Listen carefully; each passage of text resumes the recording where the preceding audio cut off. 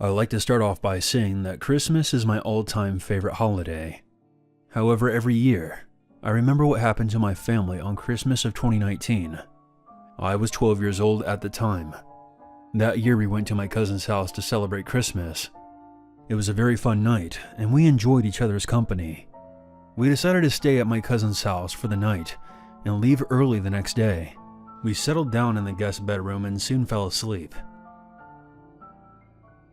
Suddenly I woke up at 4 a.m., hearing noises coming from downstairs. Against my better judgment, I decided to go check it out. As quietly as I could, I crept down the stairs and looked through the wooden railings into the living room.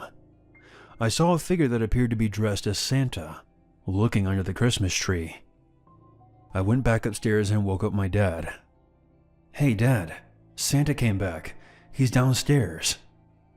After my dad became fully awake, he seemed alarmed by what I said. We went downstairs to find no one inside the house. My dad told me that I might have just had a bad dream, and we went back to bed. The next morning, when everyone woke up and was getting ready to eat breakfast, my uncle went down to the basement to grab some drinks, when he noticed that one of the basement windows was completely shattered. After the initial shock, my dad and uncle checked the whole house to see if anything was missing or damaged. After they were done searching, they rejoined us in the kitchen. But before they could say anything, a loud crash came from the one place that wasn't checked: the attic. My dad and uncle immediately ran upstairs to check it out. A shouting match followed. We all ran outside and the police were called. When the cops arrived, the officers quickly ran inside the house. A short time later, they brought a man dressed as Santa outside. We later found out that the man had a large knife on him. The officer stated that it wasn't just my cousin's house that was broken into. There were multiple reports of break-ins up and down the block. Before I end this story, there was something that I overheard the cops saying that might be entirely unrelated to this break-in. Apparently they had been dealing with attempted kidnappings of young children at the local mall, with perpetrators dressed as Santa. This story happened in 2016. At the time I was living on my own in an apartment with my dog, finishing up college. That Christmas, my dad was only 350 miles or so away from me, 2 states away, as opposed to being over 2,000 miles away in my home state. So my mom flew in, and I drove in with my dog so we could spend Christmas together. The trip there in the first week was great. It was my first time living away from home, so it was nice to be with my parents again. However, the day before Christmas Eve, my mom found out that my dad was having an affair. And that kind of threw a wrench into things, needless to say. They fought all day into Christmas Eve. I got fed up quick, but I had driven there, so all I had to do was go in my car and drive back home. My parents were upset when they saw me repacking my car. It was now 7 a.m. on Christmas Eve, but I didn't really care. I'd rather spend my Christmas on the road than be in the middle of this drama. There was a lot of snow, but the weather had slowed down for the past few days, so I knew that the roads would be clear, and my car had 4-wheel drive. So I set off, and spent the first hour of my road trip just angrily venting everything to my dog. I filled up my car before I left, because I knew that the drive from my dad's apartment to my college town would be exactly 1 tank of gas. So whenever I needed to refill again, it would be in a familiar area. About 2 hours in, I wanted to give my dog a bathroom break to avoid any accidents in my car. That's when I pulled into a deserted rest stop to do just that. I hooked him up to his harness and made sure that I had my keys, phone, and my flashlight. I was cleaning up after him when I realized that he was doing these low, rumbling noises, the sound that dogs make when they see something, and he began kicking up snow with his hind legs. Now is probably a good time to inform you that I don't have a big scary dog. He's a barely 10-pound Yorkie. The Christmas sweater that my mom made for him didn't exactly help him look more intimidating. He may not be a guard dog, but he is a good motion sensor alarm. I looked up to see what he had been barking at, expecting it to be an animal, but it wasn't. There was a distinctly human figure in the distance. Had my dog not alerted me, I would have never noticed. There were not any other cars in this parking lot, and this place was fairly isolated. It was unnerving. I scooped up my dog and went back to my car. Normally when I picked him up, my dog would stop barking at whatever he sees, but that was not the case this time around. He kept squirming in my arms so he could look behind me, and was getting more and more worked up until he was almost clawing at me. When we got to my car, I finally looked back again, and this time, the figure was much closer, because he was full-on sprinting right at my car. I panicked and threw my dog into the passenger seat. I quickly got in and locked my doors. But of course, my car would not start. I had never had this problem before, but the engine was not wanting to turn over. My dog was now in the back seat scratching at the windows and was going insane, barking and growling. The man reached my car. He resembled any other homeless man I had ever seen, with layers of slightly torn jackets, some dirty jeans, with shaggy hair and a beard. He went from his sprint to a slow jog once he got into the parking lot. When he approached my car, he slammed his hands against the driver window. "I need a ride." He sounded out of breath, but very monotone. Sorry, no. I'm about to call a tow truck though. If you need a ride, you can get one from him." I knew that I looked and sounded scared, and the man started pounding on my window again with both fists. He said something about being cold and needing a ride into the city, and that it was Christmas Eve. But at this point I had stopped paying attention to him and was just focusing on trying to get my dog to calm down. He was still losing his mind in the back seat, still barking, growling, and scratching at the window.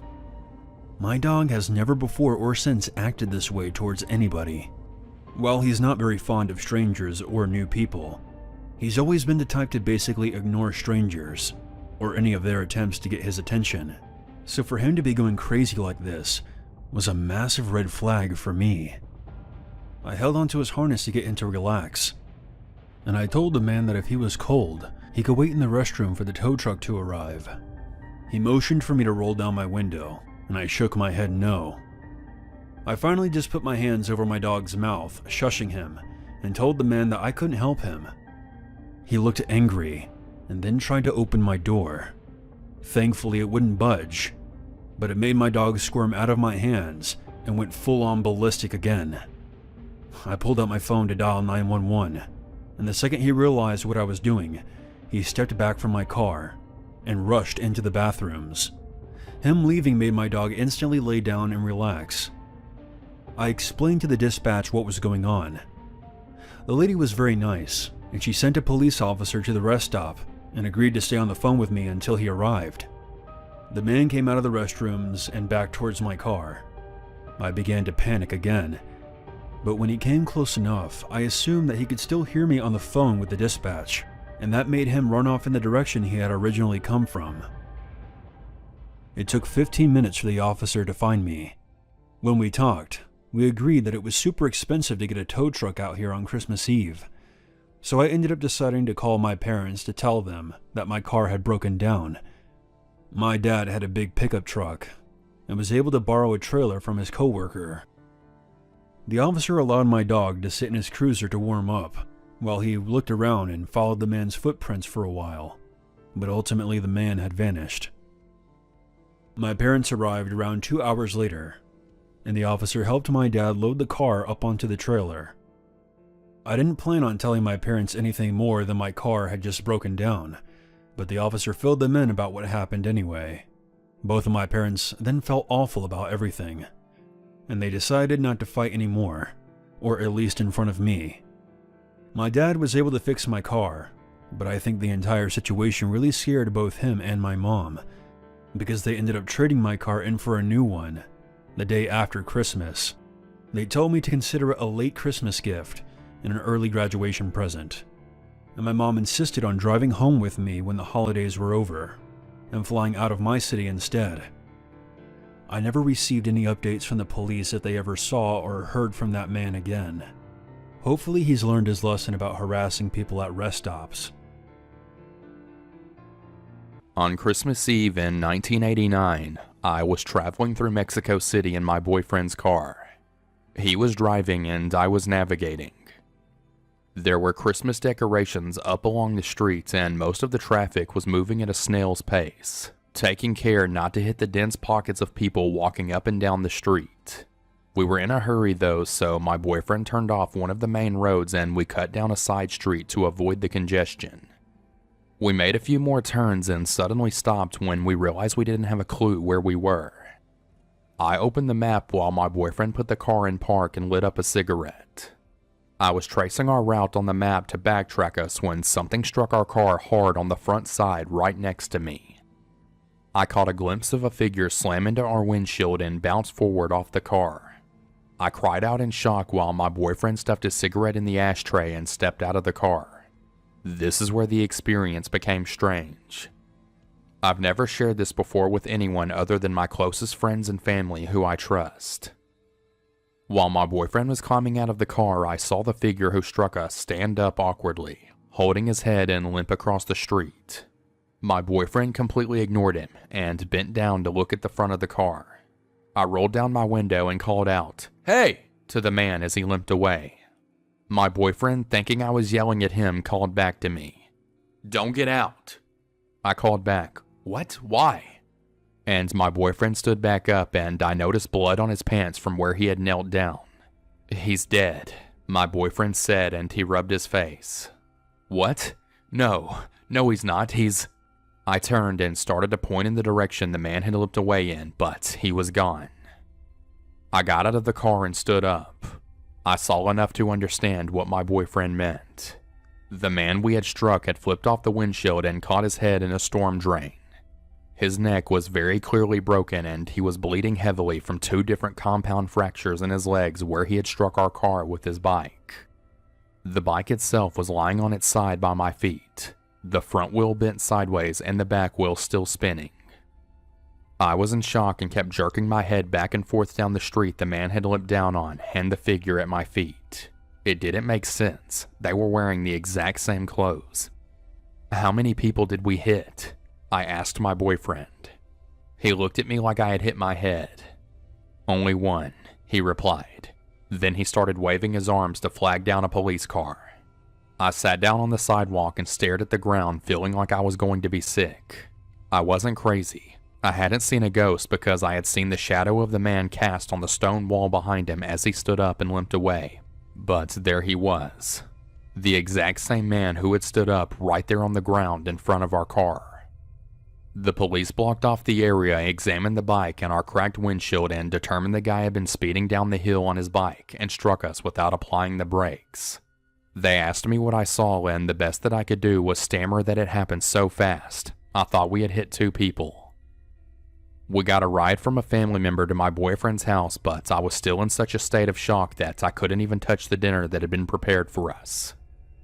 People have since asked if the man who stood up was bloody or if I could see the whites of his eyes. Honestly, I don't recall seeing either. All I could say with certainty is that he stood up, held his right hand to his head and limped away. He didn't react to my boyfriend stepping out of the car. I don't know if I believe in ghosts or life after death, but if that's the case, this man was physically reacting to the impact that had killed him, seeming not to have noticed that he was dead. Occasionally I dream about that night and that impact, but in the dream I never see the man stand back up. I see a bright flash of light and then nothing. No details of the man himself after the hit. I never even found out the man's name. It was the worst Christmas of my life.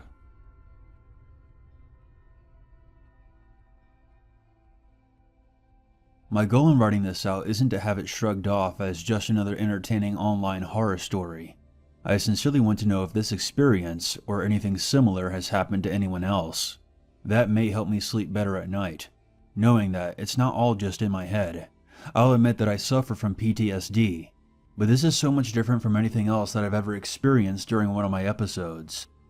Last Christmas, my friends and I had planned to meet at our hunting cabin and have a rustic holiday detached from the rest of the world. We were planning on just lighting a fire, having some drinks, listening to some music, and playing some cards.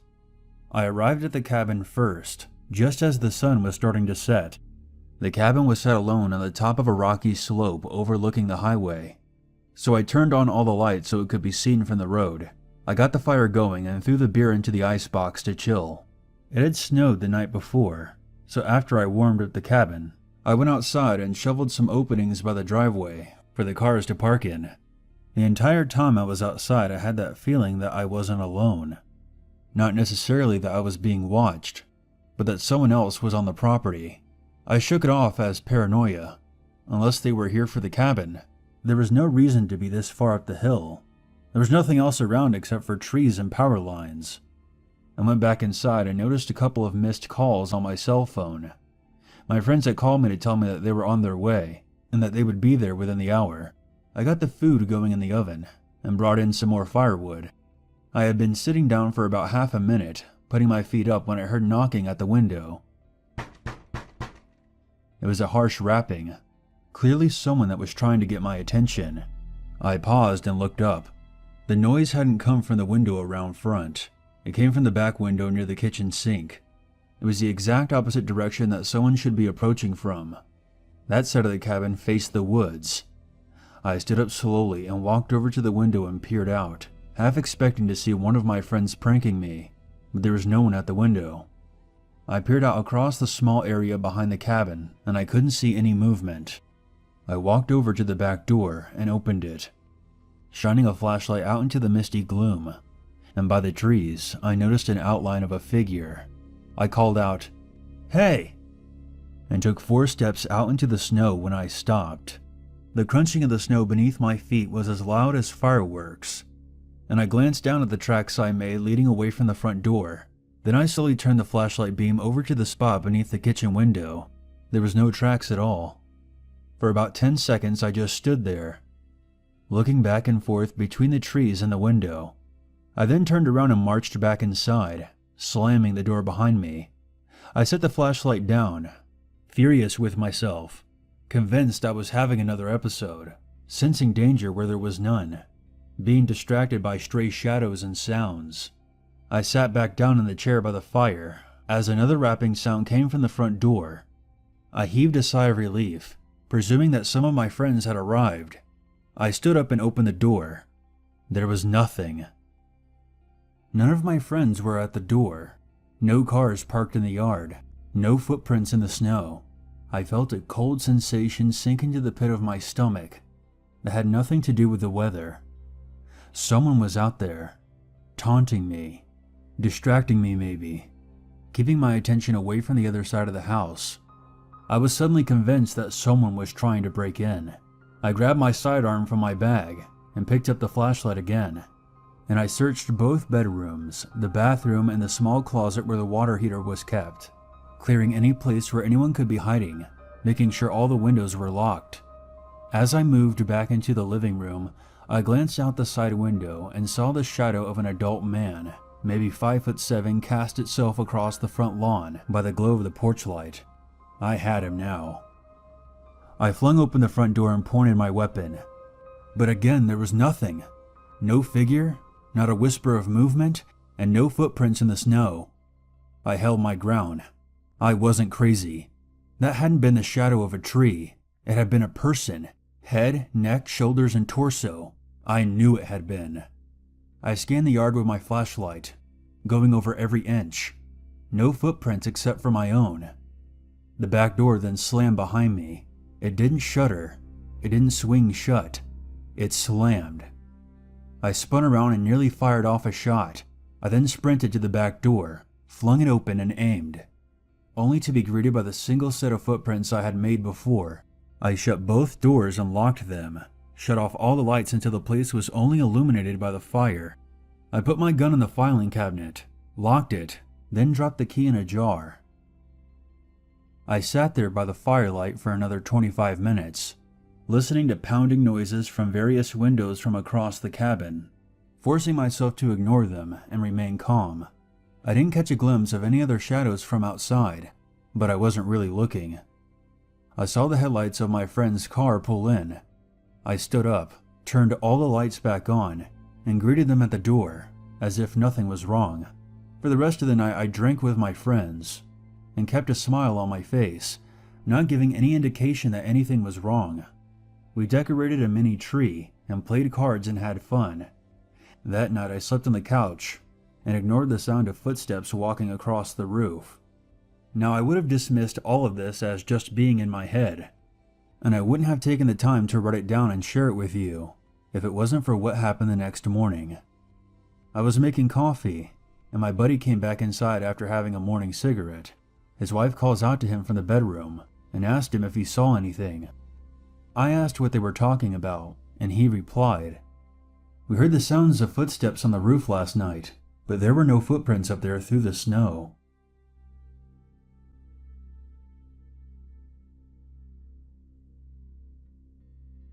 The best story my grandfather ever told me happened back when he was 18 years old on Christmas Eve in 1959.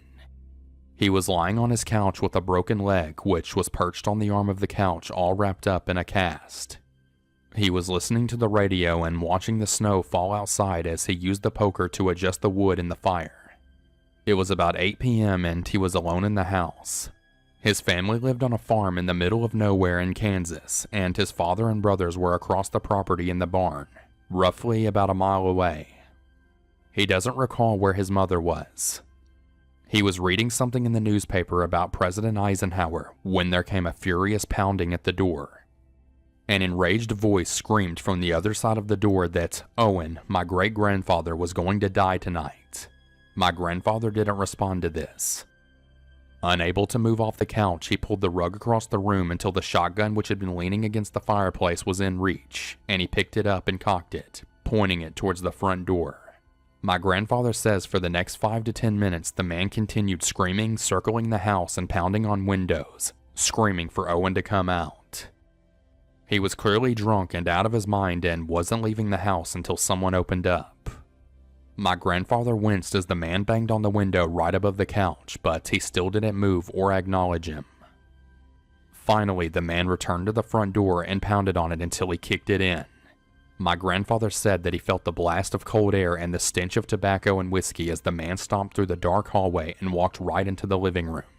He was a tall, lanky guy with brown teeth and an uneven gray beard, like he had only shaved part of his face.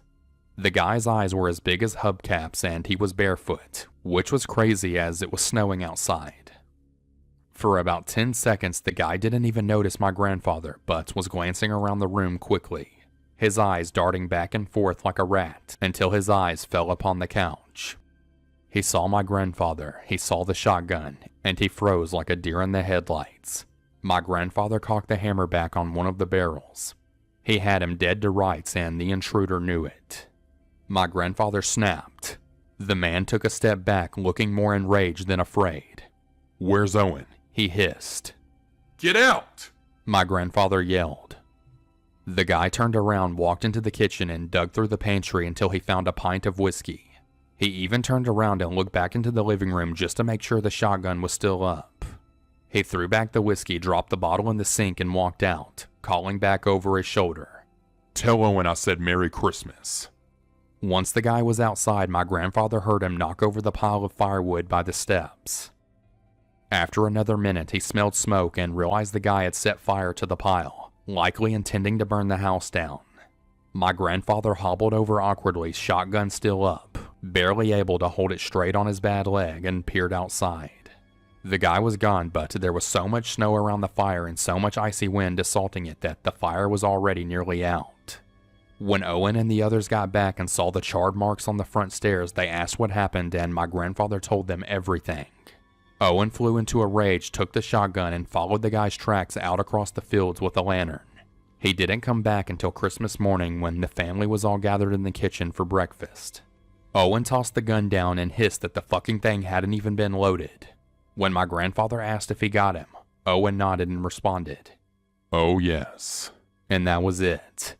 He never got my great-grandfather Owen to report exactly what happened or even know how he knew the man.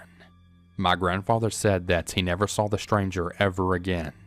I asked him if he thought Owen had killed him, and he responded, "I'm almost positive that he did." When I asked, "But how did he do it with no ammo in the gun?" my grandfather looked back at me and said, "There's dozens of ways to kill a man with your hands."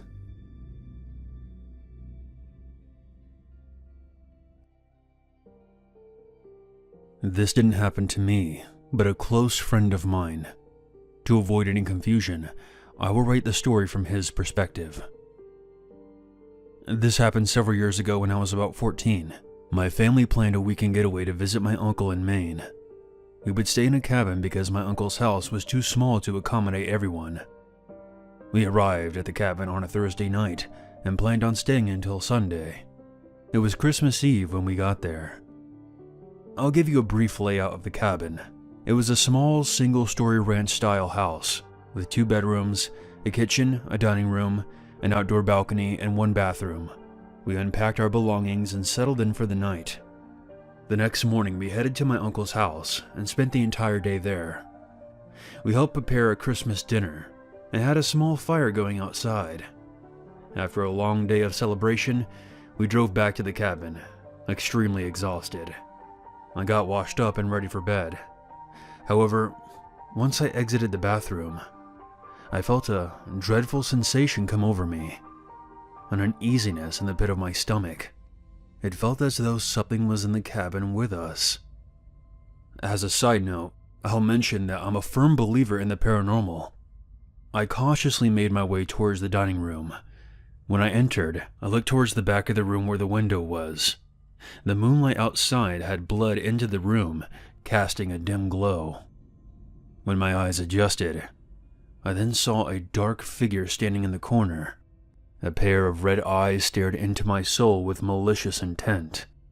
My next actions are inexplicable. I still have trouble understanding what happened to me when I go back to that night. But I calmly walked towards the bedroom and ignored whatever was hiding in the dining room. I still can't explain it. I should have been mortified, but it was almost like my brain went into autopilot. I eventually woke up at exactly 2:17 a.m. to the sound of heavy footsteps in the hallway. I could have passed it off as one of my parents grabbing a drink, but the footsteps were slow and deliberate, getting louder and louder as they approached my bedroom. My worst fears came true when I heard my bedroom door slowly creak open. I ducked under the covers, hoping that the thing would just leave. But my prayers fell on deaf ears as I felt something sit at the end of my bed. There then came a low, menacing growl.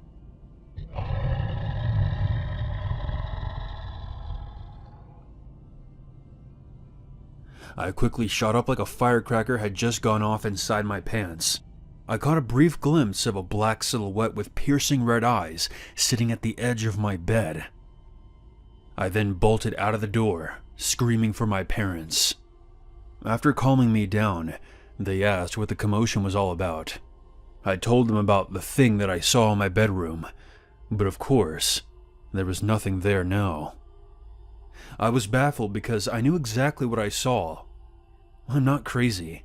I know the difference between nightmares and reality.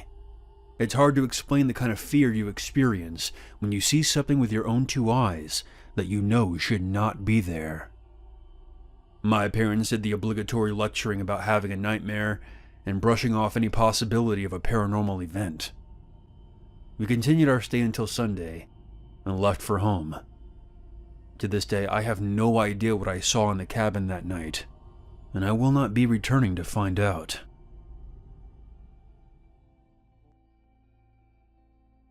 Last November, I turned off the highway into a 2-pump gas station in the middle of nowhere at around 1:30 in the morning.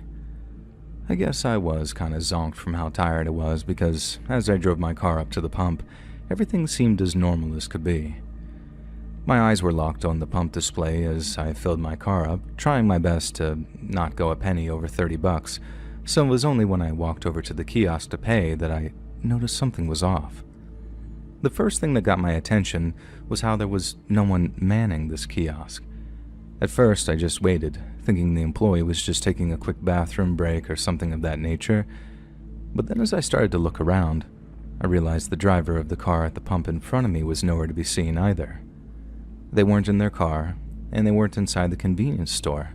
So my first thought was how the driver and the gas station attendant must have been both in the back of the store, I guess.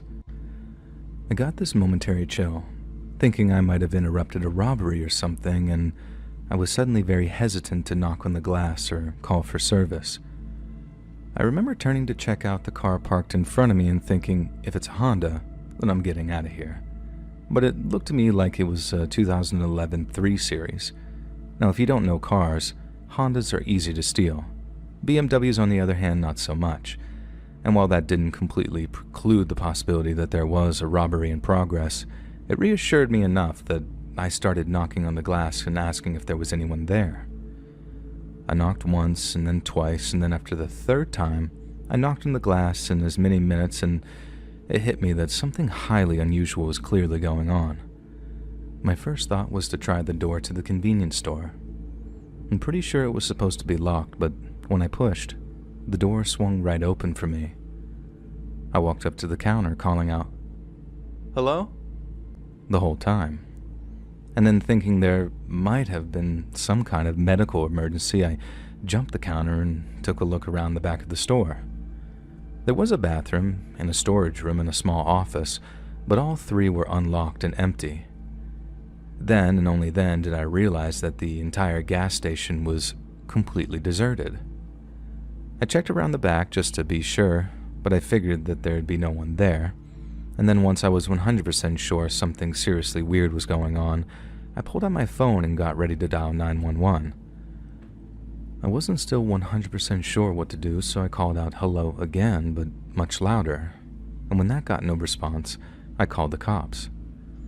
I could tell that, at first anyway, that the dispatcher thought that I was just some jerk customer who was angry my gas station attendant wasn't there when I needed them. But once I properly explained that there was literally no one to be found anywhere on the premises or elsewhere, she started to take my call a little more seriously. She asked where I was, and when I told her, she asked if it looked like there had been a robbery. I remember asking, how the hell would I know? But she explained that if there had been a robbery recently, an employee might still be hiding somewhere.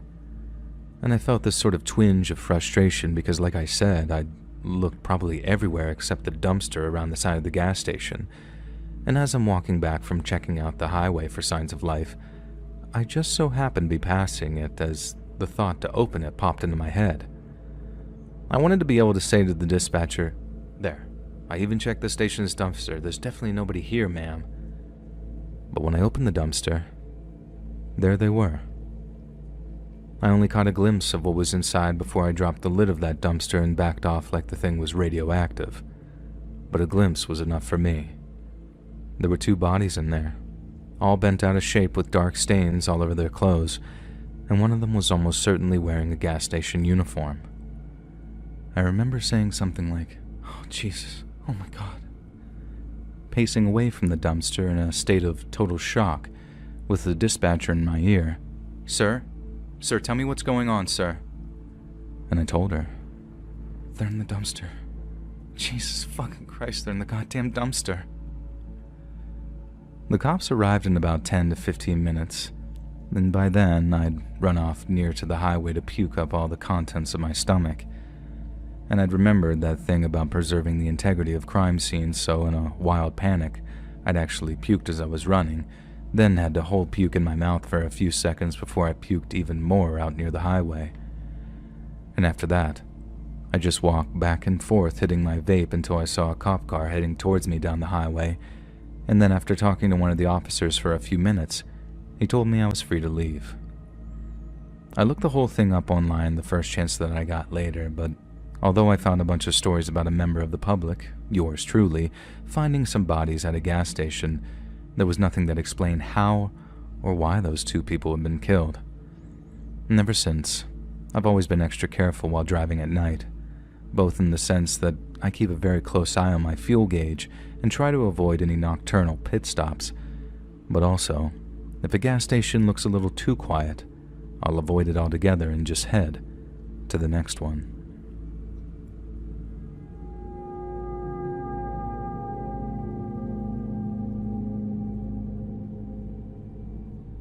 I used to work nights at a gas station called North Star Mart out near a place called Foster in rural Virginia.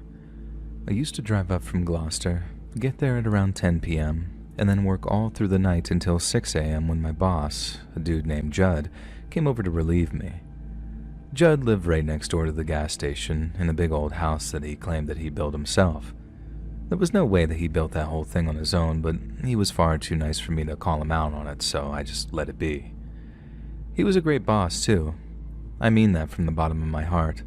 Not many folks can say that they had a boss who had done almost anything to keep them safe, but I can, and it makes me feel a little guilty sometimes that I don't head up there to visit him more. But I don't like driving around Foster anymore. I don't like going anywhere near the place, and by the end of this story, I think you're going to understand why. I worked at the North Star for 9 months and 3 weeks, working anything from 2 to 5 nights a week, depending on how busy I was at school. Not a single customer in all the time I worked there ever gave me a single ounce of trouble. It was one of the best jobs I ever had in that respect.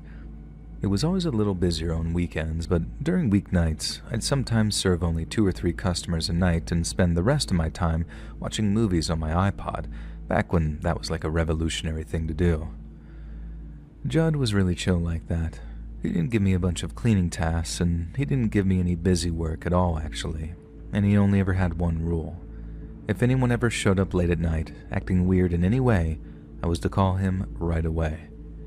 It didn't matter if the call woke him and his wife up from the sweetest dreams they'd ever had. If anyone was acting sketch, Judd wanted to know about it. I figured that was fair enough.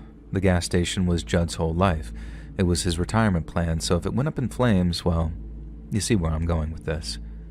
So even though it felt slightly emasculating, as in I felt like I could take care of the station myself, I agreed to give Judd a call every time there was any disturbances. When he first told me about his little golden rule, I'd be lying if I said that it didn't make me a little nervous, I guess. It suggested that there were a lot of weird people who came by the gas station at night, but that couldn't have been further from the truth. Like I said, 9 whole months and not a single instance of weird or disturbing behavior. And then one night, it happened. I was in the back office one night, splitting my attention between security monitors and a copy of The Dark Knight Rises, when I suddenly saw a lone figure approaching the gas station. We had 3 cameras, one facing the pumps, one facing the approach to the store, and a third which allowed me to watch the inside of the store from the back office. I can see the guy walking towards the store, past the pumps, and then into the view of the second camera, but then instead of walking into the store like literally everybody else, he stops dead outside the door. He's right in the view of the second camera, so I'm looking at this guy fairly close up, and he looked like a perfectly regular rural Virginian dad type. He looked like he had work boots on, some faded jeans, and a baseball cap with some kind of hunting or fishing logo on it. Literally the most unremarkable looking guy that could ever walk through our door. But his behavior most definitely got my attention. I guess it's not entirely true that nothing weird ever happened, because there was one previous occasion where I called Judd in the middle of the night. Some crazy lady was screaming like a demon out near the pumps. It was a Saturday, and had to be maybe 4 to 4:30 in the morning, but just like Judd said, I gave him a call at his house. I told him about the lady and how her screaming was freaking me out. He asked for a description, I gave him one, and then he tells me, "Oh, that's just Rhonda liquored up on payday. She'll head home once she's tired herself out." And then you know what? She did. She eventually stopped screaming and then just kind of walked off, like she was done with that night's performance. Anyway, the guy in the sporting goods cap stopped dead and just stood there in front of the camera, not moving a muscle. Not nearly as freaky as screaming like a banshee, but still weird nonetheless. I figured he was, I don't know, taking a moment to think or something.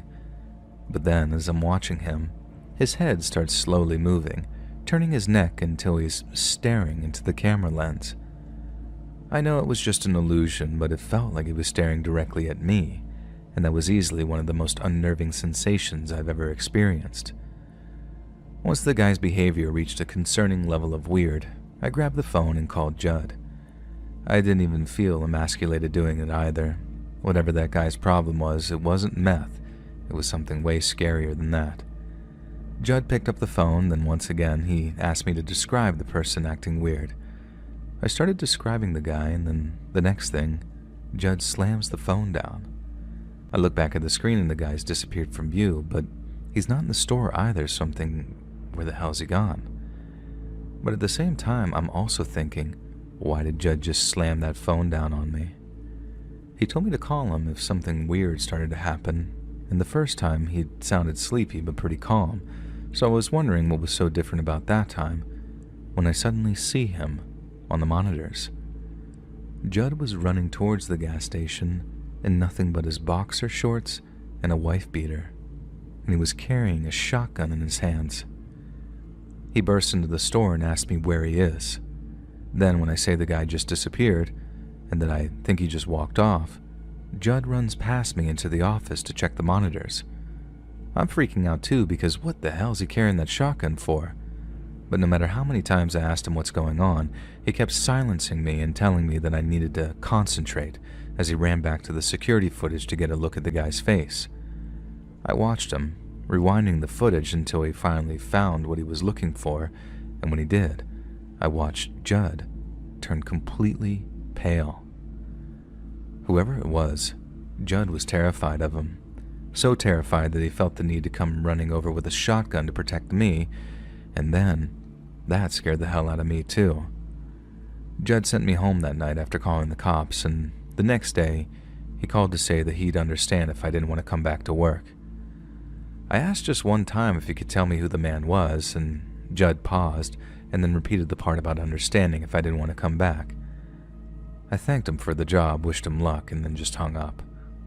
Like I said earlier, I still feel guilty about not going up to see him more. He was a great guy and a great boss, but without knowing who that guy was, without knowing why Judd was so scared of him, I couldn't put myself in the position of working for him anymore. I didn't want to die for some stupid gas station job, no matter how cool my boss was. And if there was a guy out there who scared the hell out of one of the toughest sons of bitches I'd ever known, then what chance in hell did I have?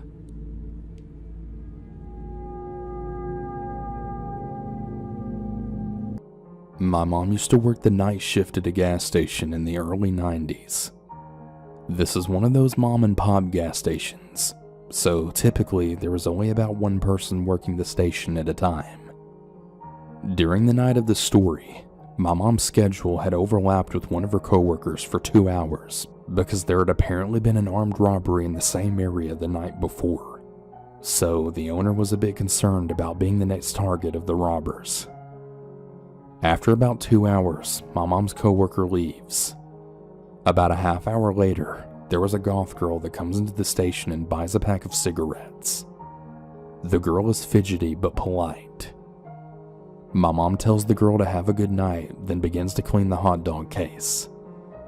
As my mom starts cleaning, she notices that the girl doesn't leave the station. The girl then starts walking around for about 5 minutes, just looking at random items on the shelves. My mom finally stops what she is doing, and she then asks the girl if she needs anything. The girl goes up to the counter and tells my mom that her car ran out of gas just up the street, so she needs to get some gas. The girl doesn't have a gas can, so my mom grabs one of the gas cans from behind the counter and then tells the girl the price of the can. The girl then says that she doesn't have enough money for the can. Mind you, she literally just bought a pack of cigarettes. My mom kind of wears her heart on her sleeve more than she wants to sometimes, so she tells the girl that she'll buy the gas can for her. The girl then smiles and thanks my mom. My mom lets the girl know that she doesn't have enough money to buy gas for herself, let alone for somebody else. The girl seems to accept this and then thanks my mom profusely. Goth girl says she has someone she can call who will stop by the station and give her some gas money. My mom then asks if she has enough change for the payphone, and the girl says yes. She thanked my mom yet again for the gas can, then leaves. My mom is really good at reading people, and while the goth girl seemed polite, there's something about the whole situation that was really giving my mom bad vibes. My mom looks at the surveillance footage that gives an outside view of the station. Instead of walking to the payphone, which is just left of the front door, the girl starts walking to a van that's parked really close to the station's exit. The girl then walks up to the passenger side of the van, and she starts talking to someone who's inside the van. She points a few times at the station while my mom is secretly praying she's not about to be robbed. The conversation between Goth Girl and whoever was in the van only lasts about a minute or two, and my mom just watches as the Goth Girl starts walking right back to the station. The Goth Girl comes back to the station and she tells my mom that she had got some gas money from her uncle, but that when she tried pumping gas, she had some trouble with the handle of the gas pump. Mind you, the gas pumps at the station are literally your basic no-thrills pumps. The girl then asks my mom if she could come outside and help her. My mom pretends to be calm, but she then starts to panic on the inside. She then tells the girl that she can't leave the station, so she asks the girl to try another pump. The girl says she tried them all, but she just can't figure out how they work. She asks again if my mom would come outside and just show her how one of the station's pumps work. My mom apologizes and she then explains that she's not able to leave the station unattended, or she'll be fired. She tells the girl that there's a gas station just a block up the street and that they always have multiple employees on staff, so she should be able to get someone to help her over there. The girl starts to whine and she starts to let out this really eerie sort of snarl. She then gives the fakest big smile she can muster and tells my mom that she'll only be gone for a minute and that she really needs my mom's help. Now, when she said that she really needed her help, her teeth were clenched and she started stomping up and down like a pouting toddler. Goth Girl then starts breathing excitedly like she's a rabid animal or something. At this point, my mom then drops all pretenses of being nice, gives the girl what she calls her cold bitch smile, and then says, "So, by the way, I saw you talking with your friends outside, and I already called the cops and gave them your friend's license plate number. They should be here in just a minute. They're so fast in this town." My mom was of course bluffing, and luckily for her, the girl seems to believe her. Goth Girl quickly leaves the store, gets inside the van, and right before she can fully shut the side door, the van is then peeling right out of the parking lot. My mom did wind up calling the police later on and then gave a general description of the van and girl. It didn't take too long for the police to find the van. It had apparently been abandoned on the side of the road near a wooded area. The girl and her friends had used hammers and box cutters to destroy the van's interior. The police didn't know what the girl and her friends had planned to do to my mom, but they said whatever it was, it probably wasn't even robbery. My mom wound up turning in her 2-week notice shortly after this happened. My mom's advice to anyone listening to this story is to always trust your gut instincts. They just might save your life one day. So this was earlier this year. I moved to a different town and was finally settled into my new place. It was the night before Christmas and family was coming by early that morning, so I spent the evening cleaning and prepping for the next day. All was well, I was in high spirits and crawled into bed. It was the first time that I was hosting Christmas, so I was a bit too anxious and giddy to fall asleep. I knew that I should sleep soon, but I was just wide awake, so I played on my phone a bit and just passed the time. It was about maybe 10 p.m. or so. But then suddenly, I'm in the car with my husband on the highway and he's pointing at something in the sky, frantically yelling, "What is that?" And the next thing I know is that I'm groggy and waking up and there's lights around me and a dark shadow, and it feels like there's fingers pressing my temples and something is on my head. I vividly remember that feeling of dread and thinking, oh no, not again. I feel groggy but managed to mumble and lift my arm, which was heavy, and tried to say, "I'm awake." I then just closed my eyes and wanted it to be over with, and I remember thinking, I hope this doesn't last long. Suddenly, there's blackness, and I snap awake. I'm drenched in sweat. There are 2 points on my forehead that are throbbing in pain. I'm in my bedroom again, and everything as I left it. The TV is on, my phone is in my hand, and I'm thinking, man, that was a weird dream. Suddenly, there's a loud noise, and the power shuts off, leaving me in the dark. It scared me half to death as well, and I jumped up and tried to wake my husband, who was dead asleep. Finally, after a few seconds though, the power was back on, and my husband thinks that I'm just silly. The thing is that I understand that it could very much have been just a dream. That's not impossible, I suppose, but I'm not much of a dreamer, and if I do, they aren't that vivid. This one just felt so real, but why? And why aliens of all things? I'm mostly into like ghostly stories, so I don't read or look up UFO stuff that much, and I remember the physical feeling of dread that it was happening again, and I could feel my stomach drop, and I felt sick when I thought, not this again. But the strange thing is that I don't recall any other dreams or experiences like this. It's just so random. It was Christmas too, so I definitely wasn't thinking about aliens or anything. Anyway, I don't know what to think of any of this. I guess I'm just sharing it to get it off my chest and reaching out, I suppose. So, if you have any idea about what any of this could be, then please do let me know.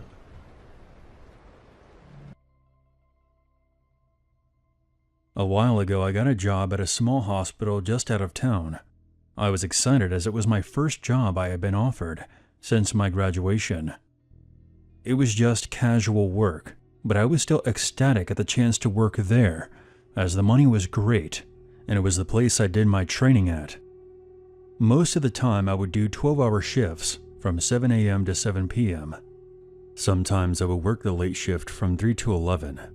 I never cared much for those. I was used to working late for my previous jobs, but I had to drive a lot further to get home. There was usually 4 nurses, 1 administrator, me, and the emergency doctor. That's it. Now, being in a small hospital like this one, you see some pretty strange things come in.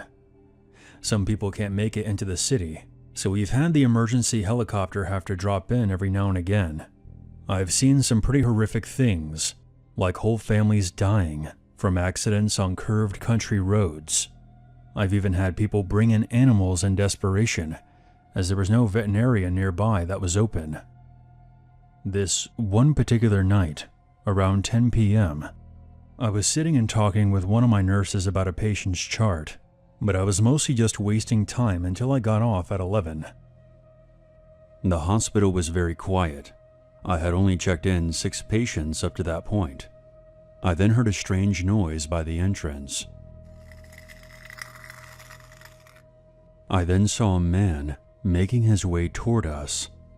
He looked pretty normal, but he had on a long coat, which was strange as it was the middle of the summer, and even though it was dark, it was still very warm out. The nurse beside me let out a long sigh and got up to use the restroom, leaving me to deal with our new arrival. As he drew closer, the strange sound got louder, and something caught the light. He was dragging something behind him, but I couldn't make out what it was, although I assumed it was metal from the scraping sound it was making. It sent a shiver up my spine.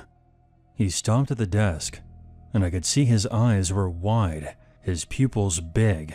His face was pale, and it looked like he hadn't slept in a while. I had seen this look many times before, and immediately associated it with someone who was under the influence of something. He leaned on the desk and ran his fingers through his hair, pulling at it and grinding his teeth. When people like this come in, they are usually looking for drugs. Most of the time they will complain about migraines or fibromyalgia, anything we can't prove to the contrary. I processed him as usual, and noticed he was becoming more and more irritable as time passed. Eventually, when I finished up, I pointed him toward the waiting area. He then asked how long it was going to be. Knowing that the on-call doctor had gone on a quick break, I estimated about half an hour. That's when his whole demeanor changed. The anger on his face was obvious as he stormed over to the waiting area, which is a room between the ER and the front desk. As he walked away, I caught a glimpse of what he was dragging behind him, and quickly came to the realization it was an axe. I panicked and almost called the code over the PA system, but I didn't want him to realize. I promptly called the police on my cell phone and ran down the hall to signal to the nurses we had an issue. The police would have to come from 2 towns over, which takes on average 20 minutes. Of course, as we were all pretty small girls, we didn't want to go near him. This man was tall and muscular. Even all of our forces combined, we wouldn't stand a chance. I calmly walked back to the front desk and paged the doctor, asking him to call me. I waited and waited, but I never got a response. I watched the man getting more agitated, and soon he began yelling and asking for help. I quickly hid from him. The other nurses and I devised a plan to lock him in the waiting area. The glass is reinforced and the doors are heavy, so it should have been able to hold him there until the police arrived. The plan went down without a hitch until the man realized what we had done. He started screaming and throwing chairs around the room. He then began using his axe on the door. We were all standing near the front desk and watching. I have never been so terrified in my life, and what made it even worse was the fact that he was making some headway on the door. It was around this time that the emergency doctor comes back from his break. He strolled through the front entrance, still sipping on a drink. When he saw all of us huddled by the front desk, he immediately took charge of the situation. After getting all the necessary information, he disappeared toward the back entrance, where the EMTs usually enter from. He then unlocked one of the waiting room doors, and then tackled the man when he wasn't looking. He bound the man's wrists together with cable ties and sat on his back until the police arrived.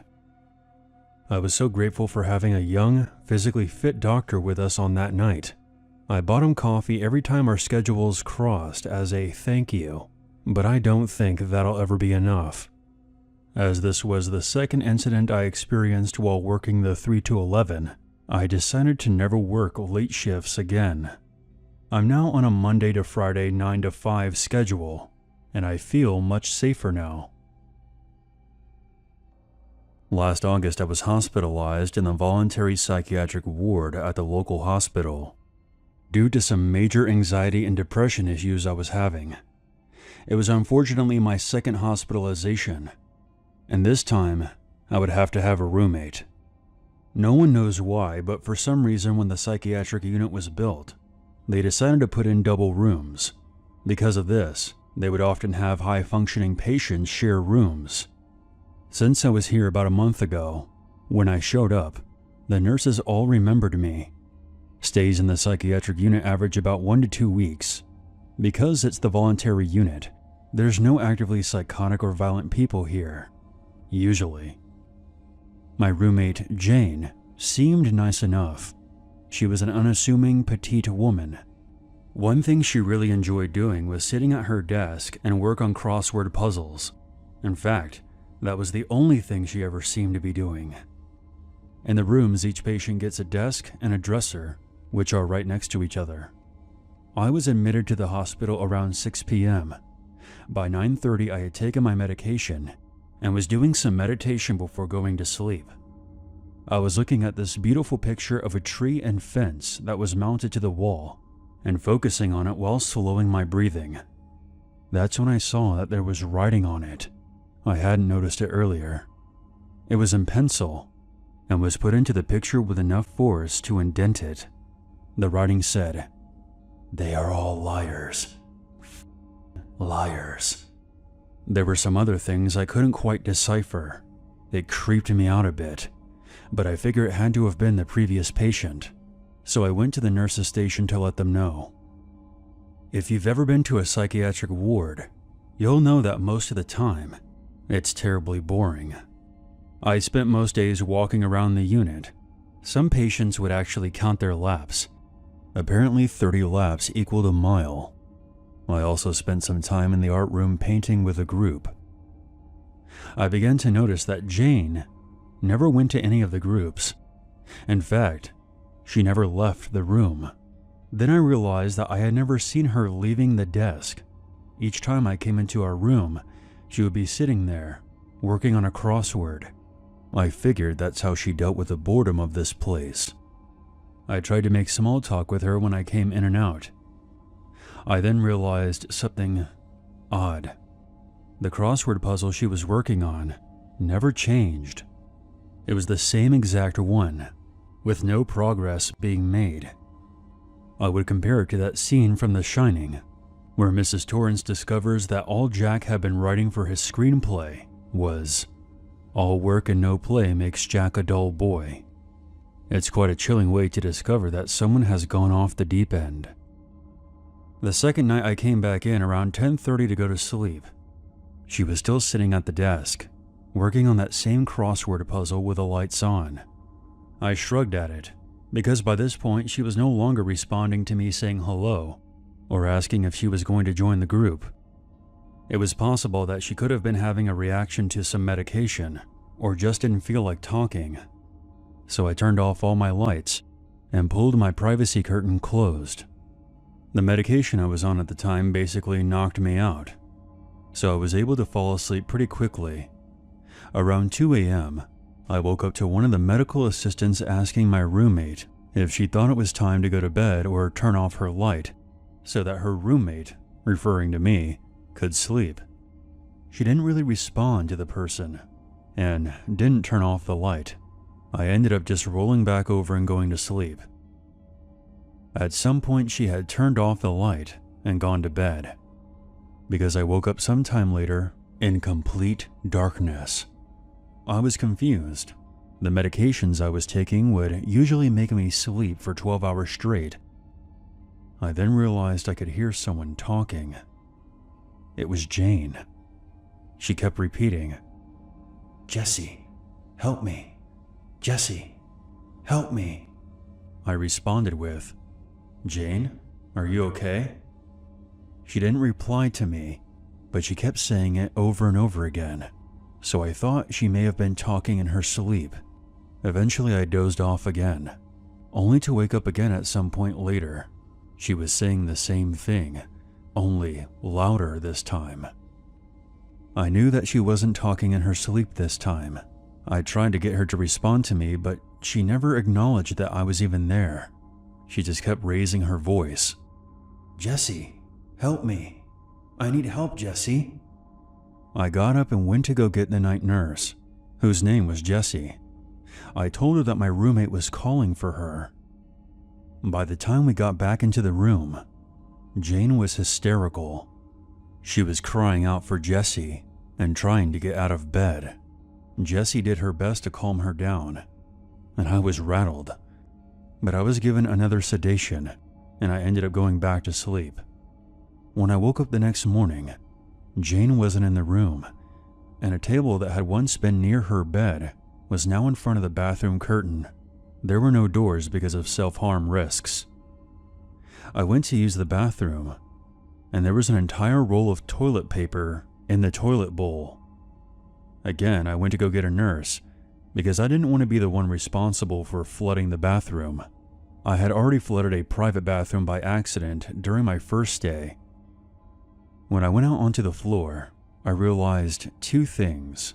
First, there was a medical assistant standing by the door near the front desk. Second, Jane was also standing at the door. The door only opens when someone phones in, so I was confused as to why there had to be someone essentially guarding the door. I found out from another patient who had insomnia that my roommate had spent the night running around the ward, and throwing furniture around. They had finally gotten security down to talk to her, and she calmed down, but then stood in front of the door and was still standing there like a statue for hours. I went about my usual routine of eating breakfast and painting. I asked some of the assistants about my roommate, and they tell me that she's been standing there since their shift started, 6 a.m. It's now 10:30 a.m. That made me a bit uneasy, but I just kept painting. I noticed something out of the corner of my eye. I look up and I see Jane outside of the room, staring in at me. She sees me look up and quickly looks away, but she doesn't move for a good 20 minutes. I get weirded out and decide to go back to my room for the first time that morning. She follows me into the room. I acted like I was just picking something up and leave again, and go to the assistant sitting at the front desk. I tell her politely that I might sound a bit paranoid, but that I think my roommate is following me around. So she lets me sit with her at the front desk. Because I'm sitting there with nothing to do, I decide to call my insurance company with a question. As I'm on the phone, Jane comes walking up with 2 plastic bins full of stuff. When they first let you into the unit, they give you a plastic bin full of various supplies. The bins were full of her stuff and my stuff. She also had the pillowcase off my bed that was full of my clothing. I lost it. Why does she have my stuff? That's my iPad. I kinda start freaking out. I do have anxiety issues myself. There were 3 nurses standing by, and they were flabbergasted. They had never seen anything like this. I'm now on the floor crying my eyes out, and someone kneels down and put their arm around me. It's going to be okay. You're going to be fine. I had my eyes closed and I assumed it was a nurse, but in a bizarre twist, it was actually Jane. I tell her to stop touching me, and then tell the nurses I want her away from me. The nurses ended up bringing me into a private meeting room to go through my stuff. They then tell me that Jane is going to be transferred to the involuntary ward at some point during the day. Unfortunately, due to Jane's behavior, I can't return to my room until the transfer is complete. While this was all going on, Jane has now moved to the back door, which opens up into a stairwell that goes down to the garden outside. There's no way for her to open it, obviously, and she just stands there for hours. After a while, I just start ignoring her, though she stares at me whenever I'm in her line of vision. It was around 6 or 7 p.m. My husband had come to visit me, and we were playing cards with another patient who had just moved into our unit. We were sitting in the cafeteria, which was right next to where Jane was waiting, separated by a wall of windows. I believe that she had stood there on purpose so that she could keep an eye on me. As we were playing rummy, we see the psychiatrist come up with 2 security guards. She starts explaining to Jane that she has to go upstairs now. Jane gets agitated and refuses to move. A security guard goes to take her arm, and then she goes berserk, turning to one of the windows and starts banging on it, looking straight at me and screaming for me to come and help. They literally drag her kicking and screaming upstairs. I was a bit shaken up, but at least she was gone now. I end up with another roommate, also named Jane, but this new Jane was super sweet, and she was in the unit because she was detoxing from a medication. My attending psychiatrist assured me that my reaction was completely normal, and so I started to feel a lot better. The next day after lunch, it was time to visit the garden. I actually really enjoyed going outside. It's refreshing after spending so many hours cooped up in the ward. At the time, we were only allowed 30 minutes. I became anxious when I saw that Jane, my former roommate, was one of the people in the garden from the upstairs unit. so I ask one of the supervisors if I can sit near them during garden time. They say that's fine, and everything goes okay. Jane doesn't approach me at all. Now you might think that I'm being a bit dramatic, but Jane is one of those people who only appears to not be paying attention. However, it only appears that way. When we came back inside, since I didn't need an escort back to my unit, I made sure to break off from the group and get away from Jane as soon as possible. But then, Jane makes a beeline, right for me, and she had to be restrained again. I didn't see her again after that. I think maybe the hospital staff realized that having her around me in any capacity was a bad idea. Something about me triggered her, and I don't like to think about what would have happened to me if she continued to be my roommate. This is a story that was told to me by my mother when I was old enough to understand what had almost happened to me. I was only a few weeks old at the time. In those days, when a mother had given birth and had taken their newborns home, midwives were sent from the hospital to check in on the baby and the mother once or twice a week. My dad was working, so he wasn't home, and my mother had put me to sleep and was going about her business in the house. 2 midwives had stopped by earlier that week, so she was confused when she heard a knock at the door. We lived in a very close-knit community where there was rarely any crime, but most people who lived there worked for most of the day, so it was basically deserted around this time. My mother was greeted by a male and a female who were both dressed in hospital uniforms with security badges. They politely asked if they could come in. They explained that they had been sent by the hospital. My mom let them in because they looked like professionals with the badges and uniforms. They even knew that she had a little girl and my mother's name. It was very convincing at the time, but that information was easy to access. The man said that he was going to take me upstairs to check on me, and the woman would look at my mom downstairs. However, my mother didn't feel okay about them wanting to separate us, and she explained that a pair of midwives had already been there that week and said that she was going to call the hospital as nobody had notified her that someone was coming just a day after.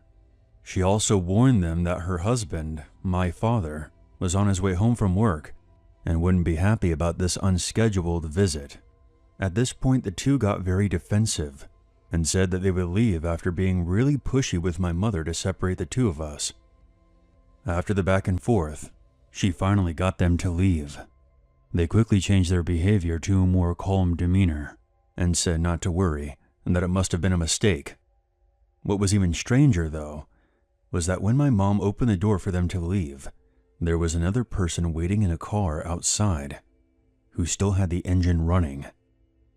She called the hospital, and they told her they didn't have any midwives scheduled to visit her that day, and that they would always alert the mother if they were going to send one. They also mentioned that they would never ask to separate the mother and the baby. My mother gave them a description of the visitors, and they told her they didn't have any male midwives at that hospital, and that she should contact the police right away. Terrified, my mother called my dad, who came straight home from work, and they reported the incident to the police, but it never amounted to anything that we know of. Who knows what those two were planning to do? If they had gained access to all that information about my mother, they must have had someone watching the house and knew that my father wouldn't be home. And they had even gone through the effort of obtaining the uniforms and badges. Thank God my mom acted on her instincts and got them the hell out of the house. It's even more creepy to imagine what my life would be like now if they had gotten to carry out what they were planning to do that day. I don't believe this could have been a genuine mix-up. They had not followed the standard protocol, and no one told my mother they were visiting. And they were very rude and defensive when my mother challenged them, which is not acceptable behavior from a health professional. I believe we were very lucky they decided to leave. My mother couldn't have done anything if they decided to use force. I just hope they didn't do this to anyone else.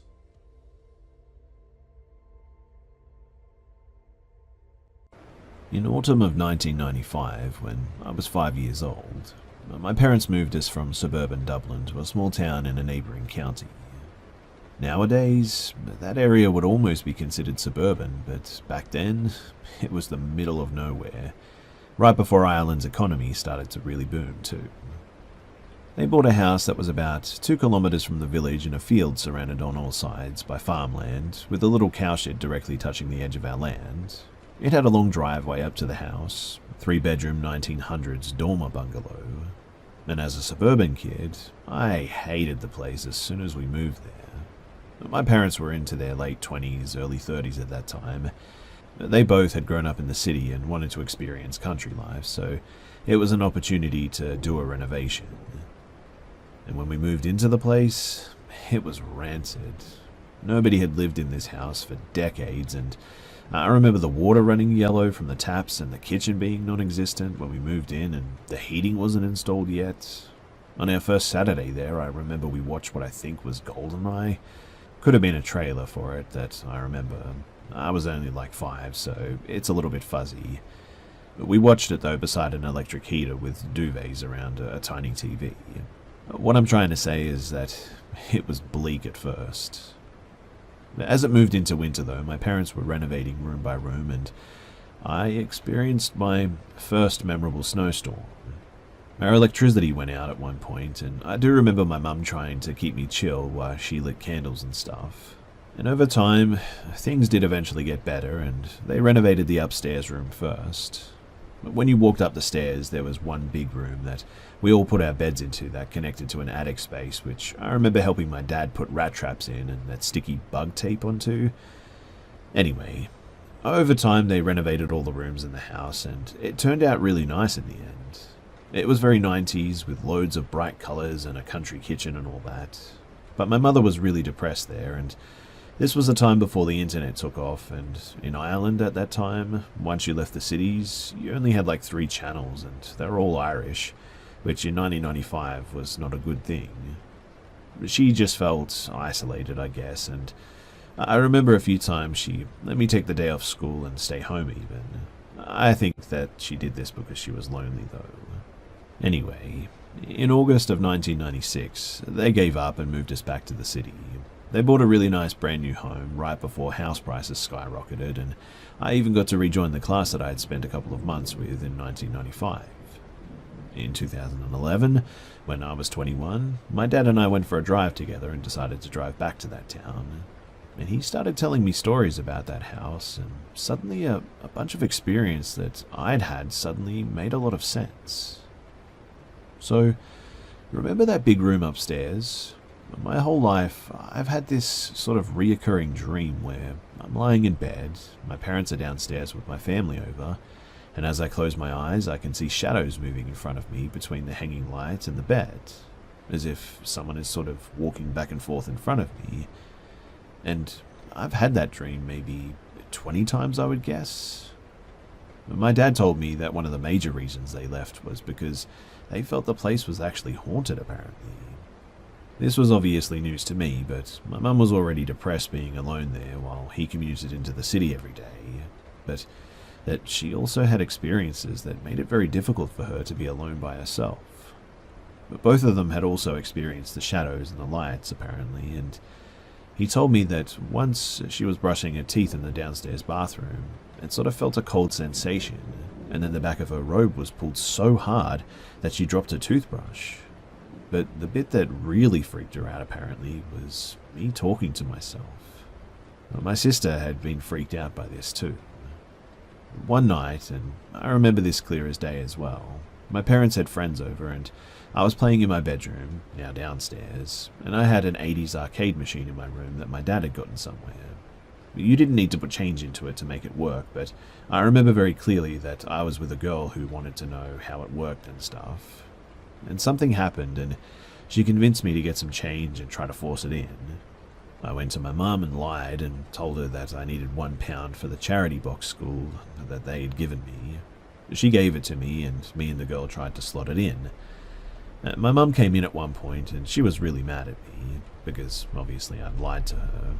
I told her that the girl told me to, and my memory gets a bit foggy after that, but My dad in the car that night told me that there never was any girl apparently, and that wasn't the first time that I'd seen her. The other time I was playing in the front garden at the gate, and my dad noticed me talking to myself. He came over and told him. He came over and apparently I told him I'm just talking to the girl. And I do remember him being like, okay, that's nice, and not making a sort of big deal about it again, that there was no girl. One time when they weren't looking and I was with her, she actually touched me for the first time. And this is the only time that I remember that I really thought as a kid that something was strange. She sort of touched my hand and then just immediately disappeared. I mean, I was 5 and I didn't know what had happened, but one minute she was there and the next she was gone, and I had this incredible need to take off the t-shirt that I was wearing. It felt like that feeling when you know that there's a spider on you or something. I ran up to the house though and into my room and pulled my clothes off, stomping on them. My mum noticed this too, but I really don't remember anything after that. Anyway, the old house, the smells of rotten eggs and the birds constantly flying into the windows were creepy enough without all of that too, but it apparently really sunk in with my dad when he was at the mechanics in town one day, making small talk, and one of the lads said, "You're brave living in that place," because apparently it had been abandoned for years and had been known locally as a very creepy spot that people would stop and look into on the country walks and stuff, wondering about it. When we eventually got back to it on our drive, the place was once again abandoned and being used solely for storage by whoever bought it, I think. It still looks creepy to today, and the travelers or gypsies who bought it have put a big religious shrine in front of the house. But there were also big sort of beech trees surrounding it, and it had a proper gate and all that, but 25 years haven't been kind to it, that's for sure.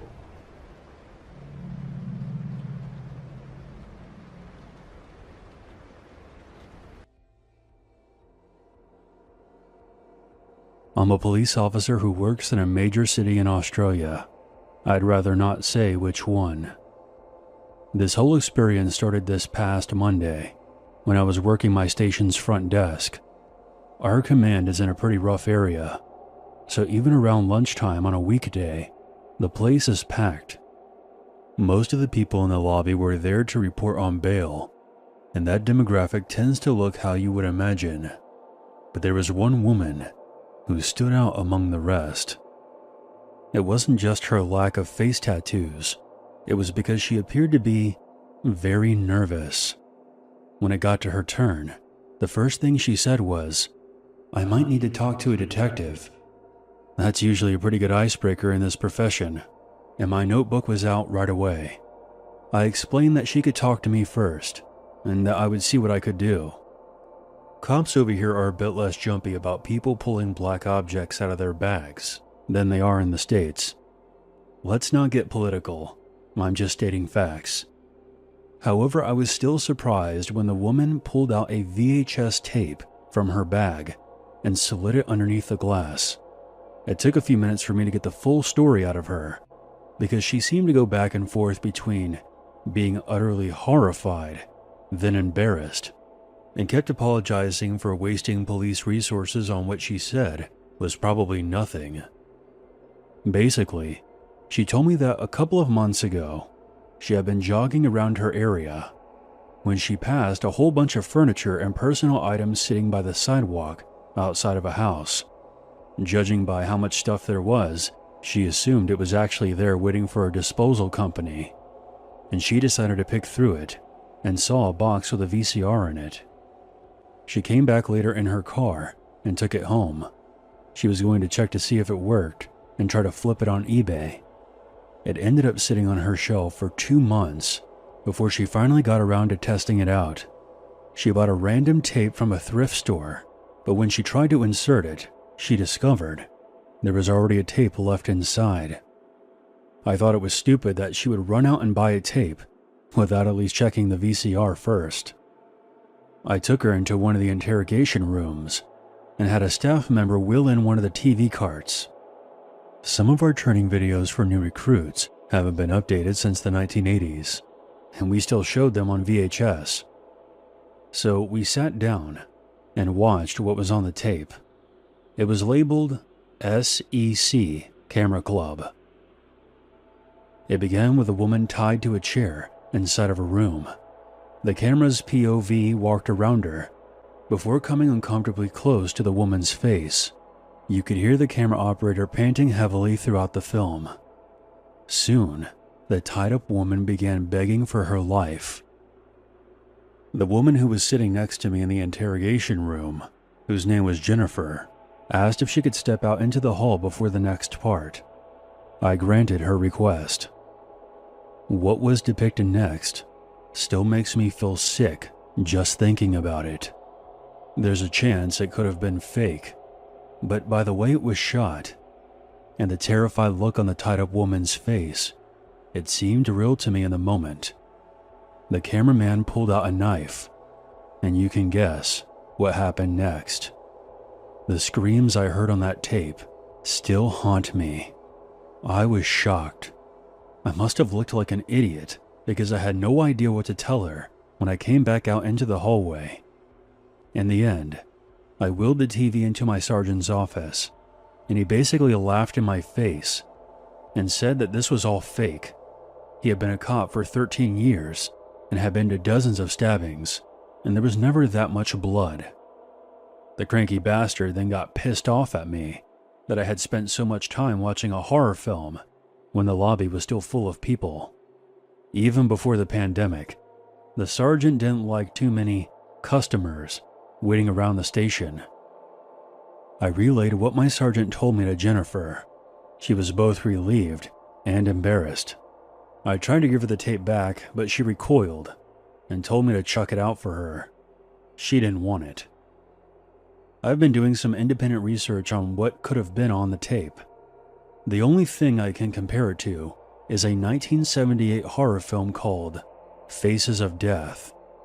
It's a film that is presented as if it were an actual documentary, presenting the viewer with disturbing footage that depicts various ways of dying.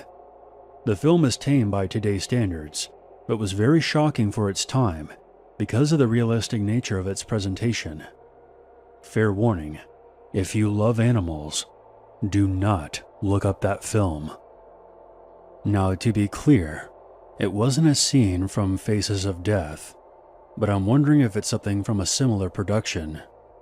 Referring back to my notes from that day, the video was well lit, and the woman and the killer were wearing normal clothing. The walls of the room looked like corrugated iron, perhaps from a shed or maybe a barn. Has anyone ever heard of the SEC Camera Club? There were no serial numbers on the videotape, and my Google searches have failed to unearth any further information regarding this. I'm assuming it must have been from some underground bootlegging company that specialized in selling exploitation films. Or maybe it was a group of amateur filmmakers trying to make this look as real as possible. I'm just guessing here, and I know this is all very scant information to go off of. But if you know anything about this, please leave a comment below. I'm 19, and I live on a farm in a rural area with just my mom and older sister. There are no houses around us, just long stretches of fields and open land. Usually I go out back and do most of the work around the farm myself, while my mother handles the business side of things. My sister works in the city and has an office job. She usually gets home pretty late. One night I was outside fixing the porch light when my sister pulls into the driveway. Going by how late it was and the fact that she looked exhausted, I figured that she had had a tough day at work. But when I went inside the house, I found her talking to Mom in a low, hushed tone. I asked what happened, and my sister explained to me that there was a car following her on her way back home. This car had apparently been following her all week. She said that they would usually tailgate her for a short while and then turn away, but this time, they were tailing her almost the entire way. She took a bunch of wrong turns to lose them, which is why she was so late that night. My mom advised her to inform the police, and I supported that. My sister is capable and all, but she's also too friendly sometimes and has frequently found herself in situations with creepy individuals. All of her ex-boyfriends have turned out to be assholes or stalkers. She's just too trusting of people at times. Unfortunately, she forgot to copy down the license plate number of the car, so she just gave the police a description of it. It was a light blue sedan, one of the older models. They told her to call it in if she noticed the car again, and that was all that could be done for now. A couple of days went by, and nothing happened. The car had apparently stopped following her. However, a package was delivered to our front doorstep. It wasn't something from UPS or the Postal Service. It was a shoebox. I saw it first when I was heading out to do work on the farm. I opened it to find a video cassette. I popped it into our old VCR. It turns out it was surveillance footage of the front of our house. It started when my sister left for work and stops when she returned home. There was a cut in between, otherwise it would have been over 8 hours of footage. I showed my sister when she woke up. She claimed that this was filmed the day before she called the police about the tailgater, going by the weather and the clothing she had on in the video. Obviously, we were all freaked out. She and my mom stayed inside, while I went out to check out the spot where the video had been recorded from. The vantage point was pretty far away from my house. I could only make a guess that it was from somewhere by the edge of the front pasture, but there was no trace of a camera or tripod. Since it was raining the day this video was recorded, any markings in the dirt or footprints had been washed away. We contacted the police again, and they asked her to bring in the tape. They said they couldn't do anything because there was no direct threat, only an implied one, and we also couldn't prove that it had been recorded on our property. The person who sent in this tape was clearly doing it to taunt us. As of the writing of this story, another tape showed up on our doorstep yesterday, depicting the same thing.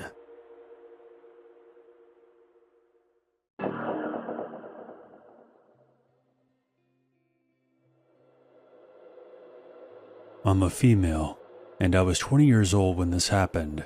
At the time, I was a junior in college. I transferred from a local community college to a university a few hours away. Due to a communication issue with the admissions office, I had a very short amount of time to find a living accommodation. I didn't know the area, and I had to resort to looking at Craigslist ads for a room to rent. Thankfully, I found a place near my school and met up with the guy who was renting out the room. It was a large house in a very nice neighborhood. The man's name was Peter.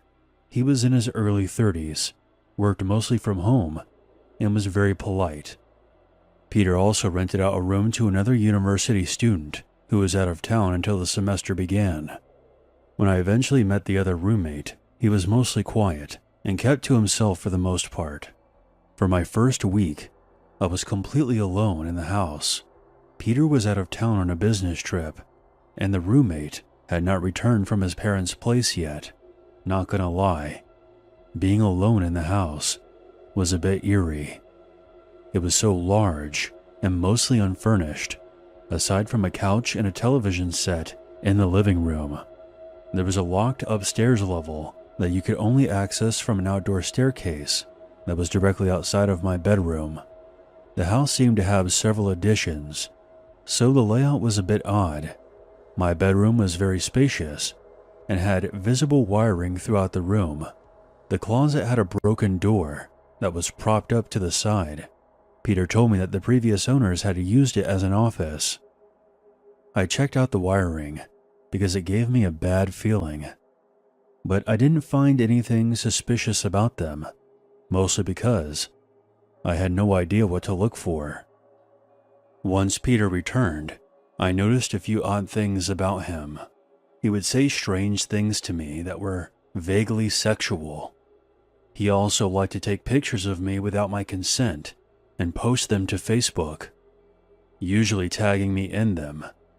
At first, the pictures were very mundane, such as me sitting on the couch or typing on my laptop at the kitchen table.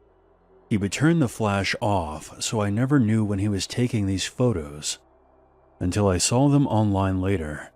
The pictures became more invasive over time. There was one of me in a towel when I was in the hallway walking from my bathroom to the bedroom. Another was of me tanning in the backyard. At the time, I didn't know he was home. I found Peter to be strange, and I was uncomfortable around him. But the room was a steal, and the location was good for my school. The other roommate shared a thermostat with me.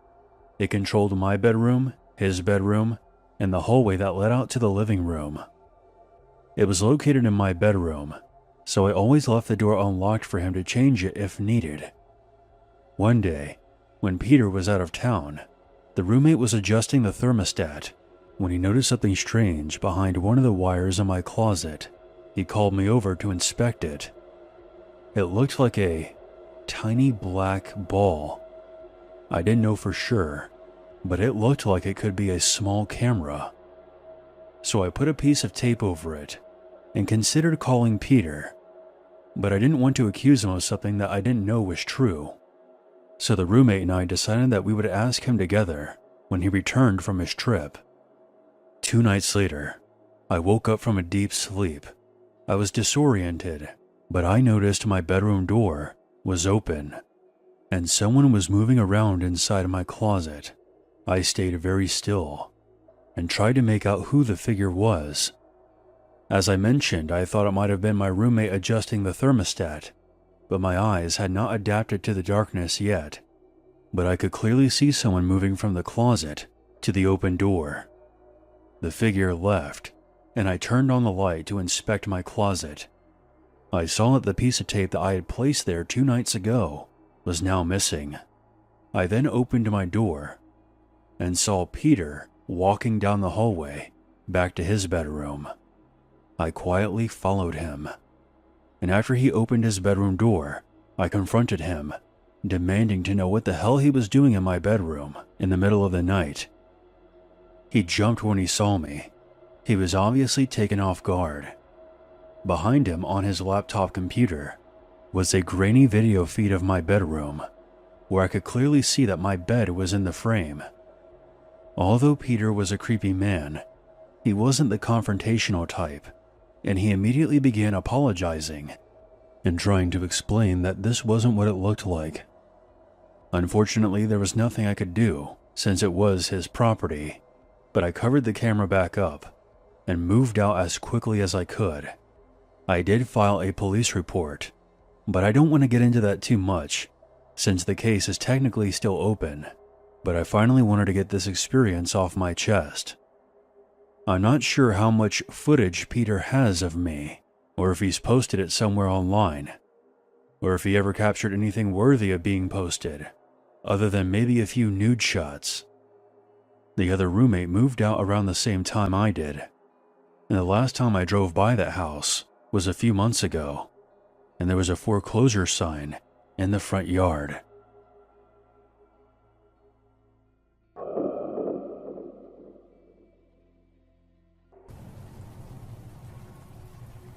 This happened just last summer. I live by myself in what I would describe as a typical apartment. I have 1 bedroom, a bathroom, kitchen, and living room pretty much. It's inside of a building in a fairly large apartment complex. So one night, I worked sort of late into the night at my job. I was really tired from the long day and pretty much just arrived home, took a quick shower, and went to bed. That was around midnight. However, I woke up at roughly 4 o'clock in the morning. Obviously, I wanted to get more sleep, but I was wide awake. I was also very thirsty and felt dehydrated. Sometimes, mostly in the summer, I wake up in the night because of dehydration, and obviously on this night I had worked late and not been able to drink as much. Then usually I drink some water and feel better immediately and then go right back to sleep. But some of the times when I wake up, I'm wide awake and can't go back to sleep right away, and this was one of those times. So what I usually do when that happens is get up and go into the living room and watch TV until I get sleepy again. That might be 15 or 30 minutes usually. So that was what I did on this night. I got out of bed, drank some water, immediately felt better, and then sat on the couch and turned on the TV.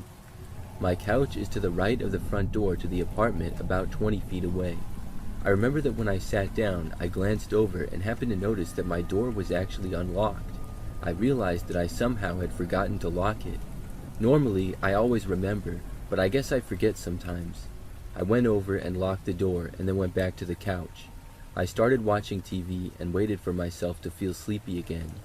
I was flipping around the channels for maybe 5 minutes when suddenly I heard a noise. Obviously, it was very quiet other than the noise from the TV, but the sound I heard was somebody trying to open the front door to my apartment. I really couldn't believe it, and I had no idea who it could be. I sat and listened, but didn't hear anything else. Then, after a moment, I got up and I walked over to the door. I looked out of the peephole, but nobody was there. Then I opened up my apartment door and looked into the hallway. That's when I saw him. There was a man wearing a hooded sweatshirt walking away from me down the hallway. He was mostly looking down at the ground, and then he went to another door and tried opening it, but this one was also locked. I watched him go to another door and try that one as well. Apparently, he hadn't noticed me opening the door. I didn't know who this guy was, but he was seemingly trying to get into any apartment. As he reached the end of the hallway, he suddenly looked behind him and then he saw me. When he did, I quickly closed the door. I was afraid that he would come back, but he didn't. Soon after, I went back to bed. I'm really glad that I woke up when I did that night and locked my door, or who knows what could have happened.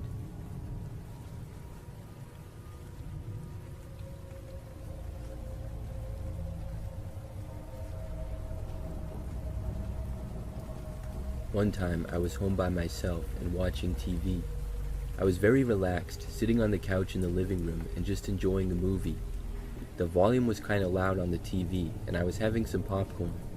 To that point, I had been home for several hours, and it was a good night. As the movie went on, I remember that there was a really quiet part. Just during that, I thought I heard the sound of something coming from the other room. It got my attention, and I was slightly concerned for a moment, until I realized it was probably just my cat. He was always moving around the house, so I didn't pay it much thought. Several minutes later, though, at another quiet spot in the movie, I heard the sound from the other room again. It just didn't really sound like my cat, but what else could it be? I looked around, and then I saw that my cat was sleeping on the living room floor in the same room as me. That made me realize that the sound I heard in the other room was not the cat. I got a bad feeling, wondering what it could be. I paused the movie and listened closely. When I did, though, I stopped hearing anything for about a minute or two. Then I heard something again. It sounded like somebody was quietly walking through the kitchen, farther away. I couldn't see that area of the house from where I was. I stayed where I was on the couch, wondering if I should call the police or what. For several minutes, though, I didn't hear anything more. So at that point, I was wondering if I had gone crazy or if a person was actually in my house. I hadn't heard anything in a while, so I decided to just go to my kitchen and look. When I walked over there, things were still quiet. Then, as I reached the end of the living room, I heard somebody walking again. Whoever was in my house quickly made their way to the basement door and then opened it. As I looked into the room, I just barely saw the door closing and then heard someone going down the stairs. This confirmed me that an intruder was in my house and they were now going in my basement. I sprinted out of the room. Then I ran to the other staircase and went up to where my bedroom was.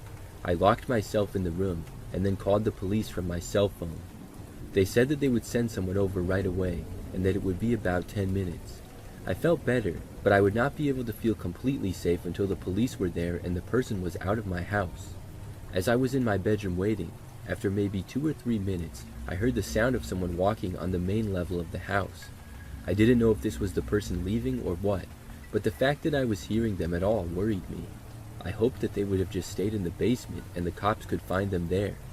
Then I heard the footsteps reach the bottom of the staircase. Whoever was there then began walking up. Now I was really worried. They slowly walked up the stairs, and then it was like they made a beeline for my bedroom door. They went right up to it, and then tried opening the door, which thankfully had a lock on it. When this happened, I desperately wanted the police to get there now, but they weren't there yet. The person walked away from the door, and then back downstairs. I felt slightly better, but they still didn't leave. I heard them just walking around all over the main floor for several minutes, until at last the police arrived. The cops entered the house, and within seconds I heard multiple voices. After a while, when it was safe, I went downstairs. I saw that there were several officers there. They had found a man inside my house who I did not know. I was told that he was likely trying to rob my place. Luckily, he hadn't done any damage or anything. How he got inside of the house, I do not know. I'm really grateful that I came out of that situation all right. The scariest part to me is that the guy went up to my bedroom when I was in it.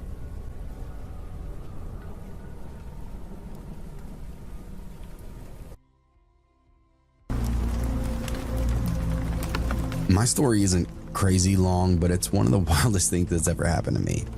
I still think about it now and how close I came to getting ripped off by people I thought were my friends, so here we go. It was a Friday night a few years back. I was supposed to go out with Ethan, Marcus, and a few other buddies. Just some bar hopping, nothing major. But that afternoon, I got hit with something nasty, fever, chills, full body sweats. My stomach twisted itself into knots, and the thought of even standing up, let alone drinking, made me want to puke on the spot. I shot Ethan a text and told him I'm out for the night. He hit me back with a laughing emoji, called me soft. I told him to have a drink for me and crashed on my couch, with Netflix playing in the background. I must have dozed off because the next time I looked at my phone, it was well past midnight. My fever had eased up a little bit, but my body still felt wrung out. The TV flickered in the dark, some show playing I can't even remember putting on. I barely even had the energy to sit up, so I just let my eyes unfocus, sinking in and half out of sleep. And then I heard this metallic scrape. At first, I thought it was the TV, some weird sound effect, but when I turned the volume down, I heard it again. And this time, it was followed by whispering outside. My body went rigid, whispering. Low, hushed voices just outside my door. My mind quickly scrambled for some kind of explanation. Was it the neighbors or maybe drunk kids messing around? But then I heard that metallic scrape again, but it was longer this time, like something being dragged across my lock. My stomach quickly turned to ice. I slid off the couch, moving slowly and carefully. The TV cast just enough light to keep me from tripping as I crept towards the front room. I pressed my back against the wall near the window, took a deep breath, and then just barely peeked through the side of the curtain. Two men, dressed in dark clothes, both wearing ski masks.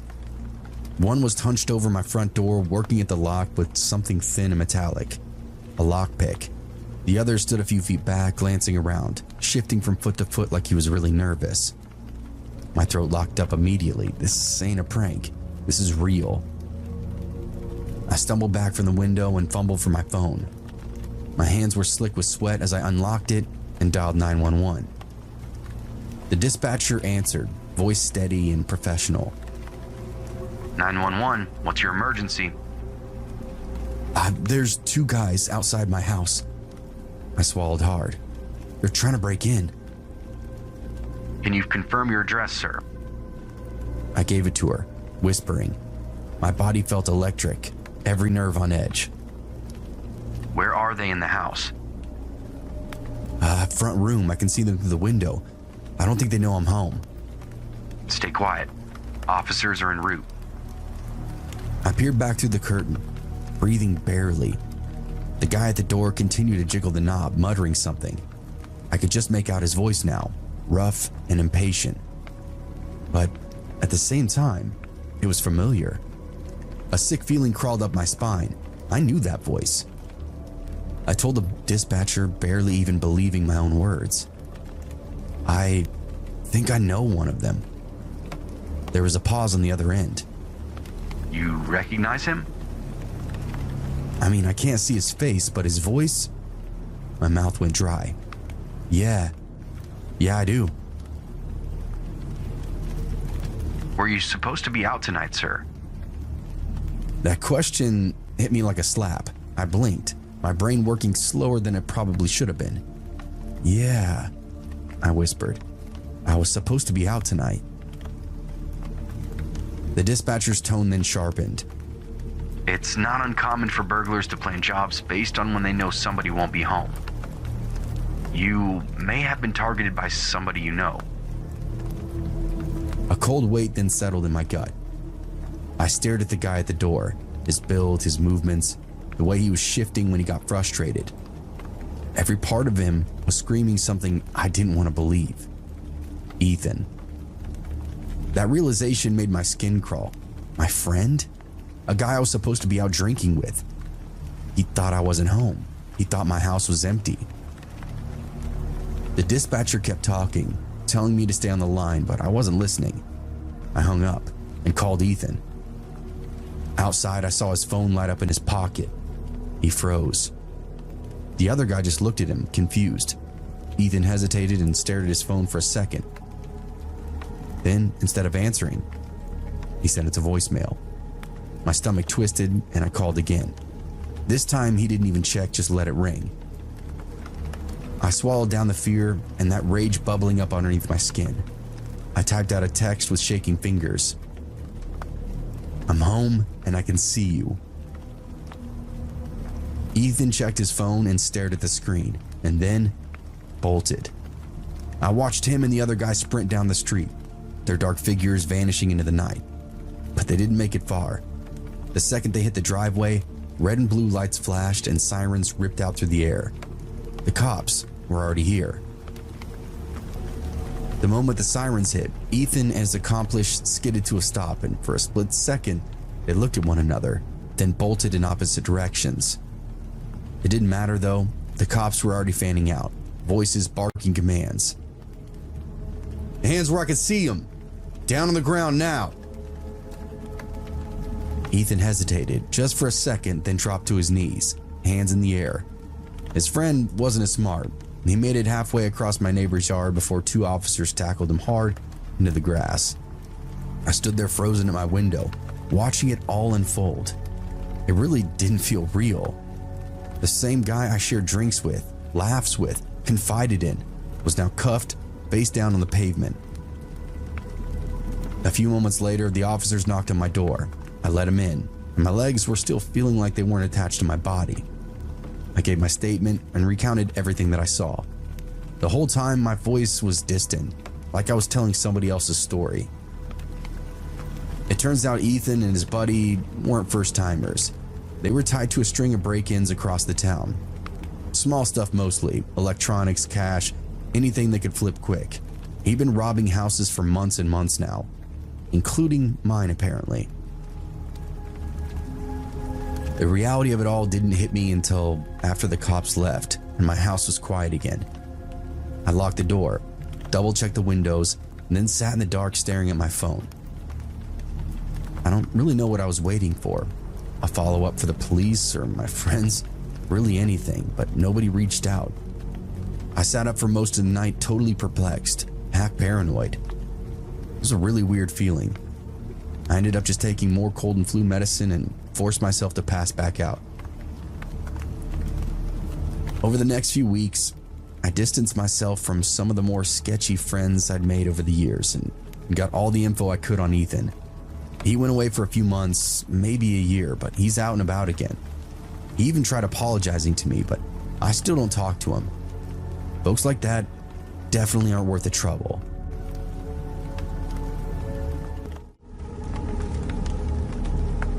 I didn't think twice about that night when it started. It was just one of those evenings, that same routine that I'd done 100 times before. I got off work early, one of those rare miracles that really didn't happen very often, but I didn't question it. Picked up Darcy from the babysitter, buckled her up into the car seat while she babbled along about the cool stuff that she did that day. The usual.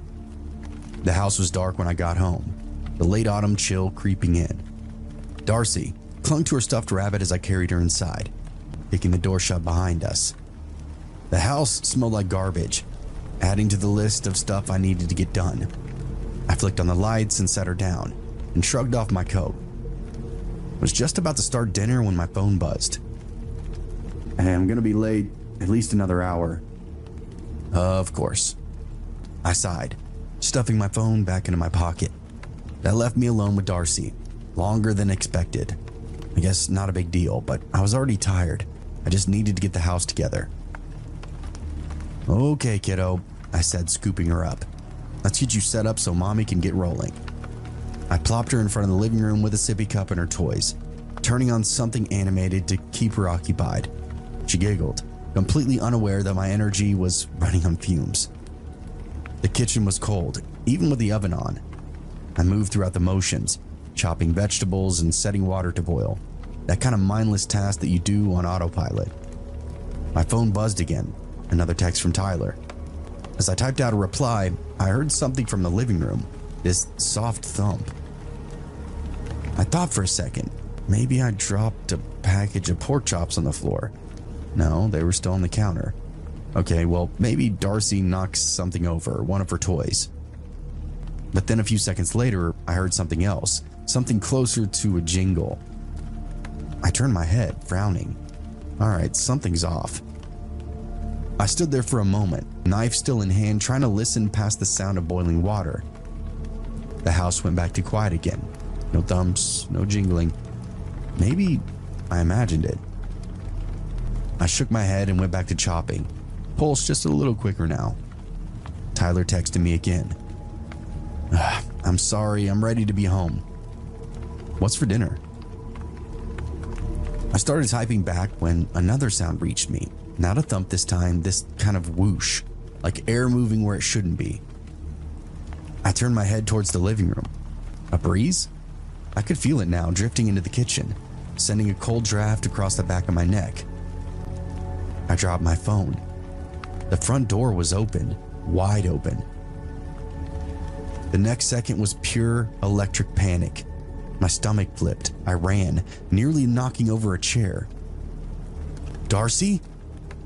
My voice cracked as I burst into the living room. Empty. The sippy cup was on its side, dripping milk into the carpet. Her stuffed rabbit lay abandoned near the couch. The front door gaped open to the night, a dark mouth swallowing up my child. I ran to the threshold, heart slamming, eyes darting across the yard. The porch light wasn't even on. Pure black and no Darcy. My brain couldn't perceive or process it. One second she was there and the next, gone. I staggered out into the porch barefoot, cold slapping at my legs. I screamed her name into the night. Darcy, baby, where are you? No answer. I ran down the steps and scanned the yard, the driveway, the sidewalk. My pulse was roaring in my ears. Could she have gone toward the street, the backyard? My mind raced through every horrible possibility. And then I heard movement, a rustle from beneath the porch. I spun, breath sharp in my throat. I dropped to my hands and knees, peering through the lattice work. There she was. Darcy crouched against the foundation, wide-eyed and silent. Her tiny hands clutched her shirt, but she wasn't crying, just staring. Baby, I gasped out. My voice was shaking. Come here, come to mommy. She didn't move. I reached for her, trying to stay calm, but then I saw it, the thing in the shadows just a foot away from her. A skunk.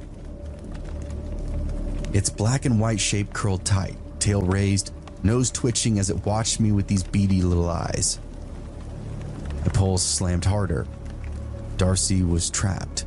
One move from getting sprayed, or even worse, bitten. My hands curled into fists, and I forced myself to breathe. Panic would not help. Darcy, sweetheart, I whispered. Don't move, okay? Just stay still. She just blinked at me, as if waiting for my next move. I twisted around, hearing footsteps, chest seizing up. It was Tyler jogging up the driveway, confusion written all over his face. Jesus, what the hell's going on? He panted out, and somehow I didn't hear him pull up to the house. I pointed under the porch. It's Darcy, she's stuck and there's a... The skunk shifted, and my breath caught. Don't startle it, I hissed to him.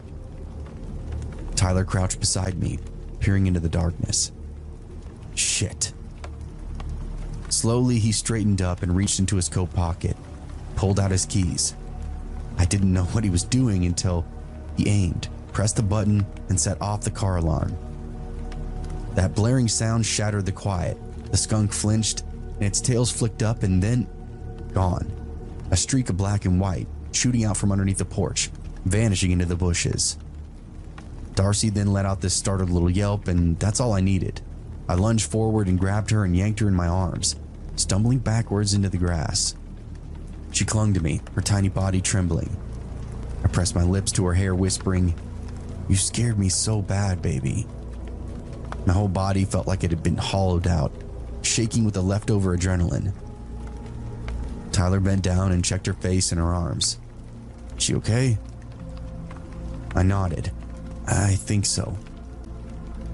Then that smell hit me, something burning. Tyler's eyes went wide. "Dinner." I turned and stared through the open door, smoke curling from the kitchen. The pot on the stove, whatever I was cooking, was now in flames. We ran inside. Tyler grabbed the fire extinguisher from under the sink while I yanked that smoking pot off the burner. My hands were shaking so hard that I almost dropped it. Flames hissed and died as Tyler let out a blast of white foam, coating the stove, the counter, and half the floor. Smoke curled toward the ceiling. That smell of burned food filling up the house. For a second, nobody spoke. We just stood there panting, Darcy still clinging to my hip. And Tyler let out this short, breathless laugh. "Whew. Hell of a night." I wanted to laugh too, but it didn't come. My body was still buzzing from the panic of losing Darcy, from that skunk, from nearly setting our house on fire. I turned and pressed my forehead to Darcy's soft curls, inhaling her scent, that baby shampoo and sweat. "We need to check her," I murmured. "Make sure she didn't get bitten." Tyler nodded and reached out to brush a hand over her back. No scratches, no blood. We still stripped her down and tossed her into the bath, just to be safe. She was sleepy now, the whole ordeal already fading in her little mind. By the time we got her dried off and into pajamas, she was nodding off in my arms. I sat with her in the rocking chair, staring out the window into the dark yard, my pulse finally slowing down. Tyler walked up behind me, resting a hand on my shoulder. "He's okay now." I nodded, but deep down I knew. Those 30 minutes were the longest, most terrifying of my entire life. And thank God Tyler just happened to get home a little earlier than expected. Never left that door unlocked again, I'll tell you that.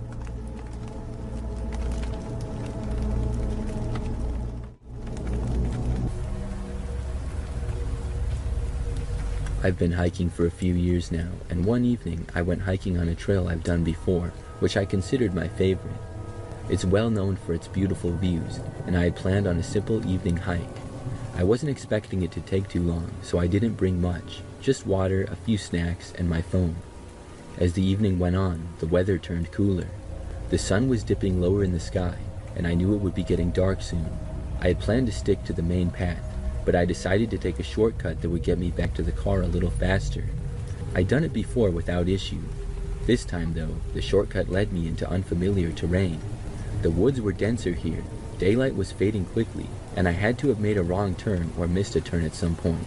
At first, I didn't panic because I thought I could still find my way, but as I kept walking, I realized I didn't recognize anything. The path was barely a trail now, just some faint markings in the dirt that I could barely follow. My phone had no signal, and when I tried calling for help, it just showed that dreaded no service message. It was already getting darker, and I wasn't sure where I was anymore. Right as it was getting dark, I saw an old shack up ahead of me. It looked abandoned, like it hadn't been used in years, but it also didn't look like it had fallen apart. The door was slightly open, and nobody was inside, so I decided to go in. It seemed like a strange thing to find out here, but at that point, I didn't have many options. I figured I could use it for shelter for the night until morning when I could see the woods better. The shack was small, with old wooden walls. There was some broken furniture, a dusty table, and a few old crates scattered around on the carpet that covered the ground. It wasn't much, but it was better than sitting outside in the dark. I locked the door behind me and settled into the corner with my bag as a pillow, lying on top of the carpet so that I had at least a little padding. Around midnight, I began hearing noises. It was faint, but there were noises now and then coming from below the shack. At first, I thought an animal had made its home under the shack, but as the night went on, I heard a lot of different noises, some louder scrapes, or just overall rustling around. I was confused, but tried to ignore the faint noises as I drifted in and out of sleep throughout the night. It all came together for me when suddenly I heard loud steps ascending towards me in the middle of the night. There was a lower level below me, like a bunker in the ground. As the steps worked their way towards me, I felt a slight push below. I realized I was laying right over the entrance to down below, which must have been a trap door below the carpet that I was laying on. I shouted out hello, kind of out of instinct, and didn't know what else to do. Whoever was below me trying to open the door frantically ran back down the stairs. A few moments later, I heard someone scrambling away into the woods, making a lot of noise as they went. I was a little worried that the person might come back, but I wasn't going to find the trail in the middle of the night, so I stayed.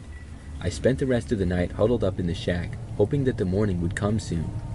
In the morning, before I left the shack, I tried to open the trap door below the carpet, but it was locked, and I couldn't find any other entrance to the bunker below me.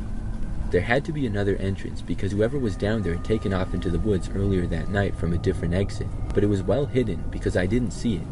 I made my way back to the hiking trail easily. It was easier to figure out where I was going in the daylight, and after a few hours, I was back at the parking lot.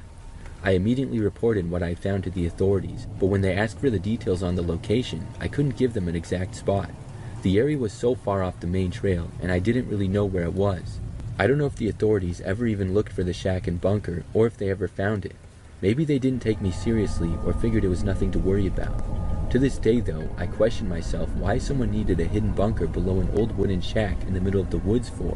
It must have been some sort of extreme doomsday prep type of person, or someone who is up to no good.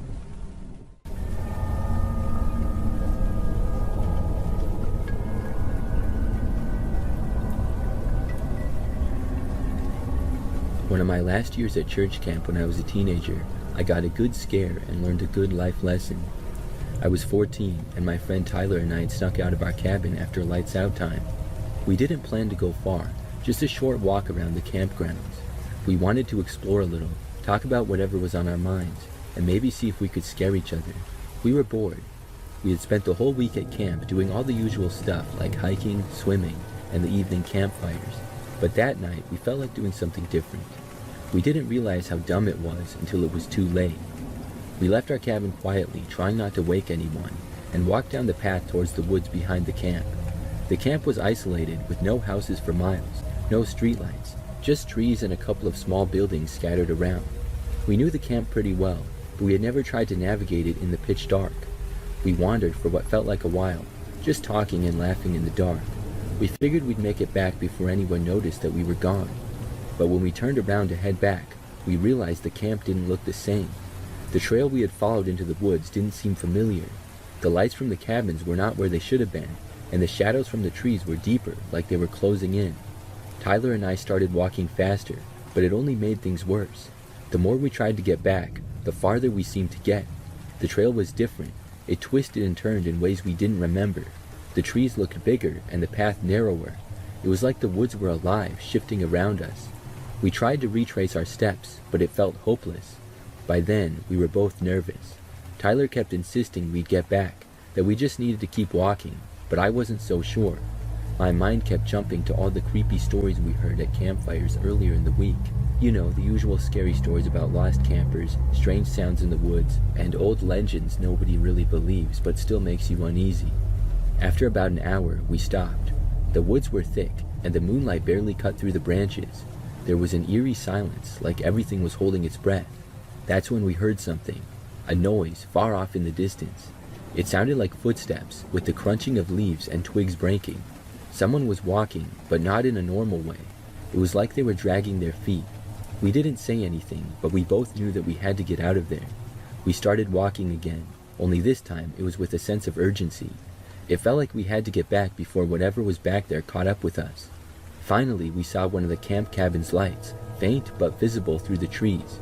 We moved towards it quickly, trying not to trip over roots or rocks in the dark. We finally broke through the trees and went back onto the main path, right in front of the main campfire area. By the time we got back to our cabin, we didn't say a word to anyone.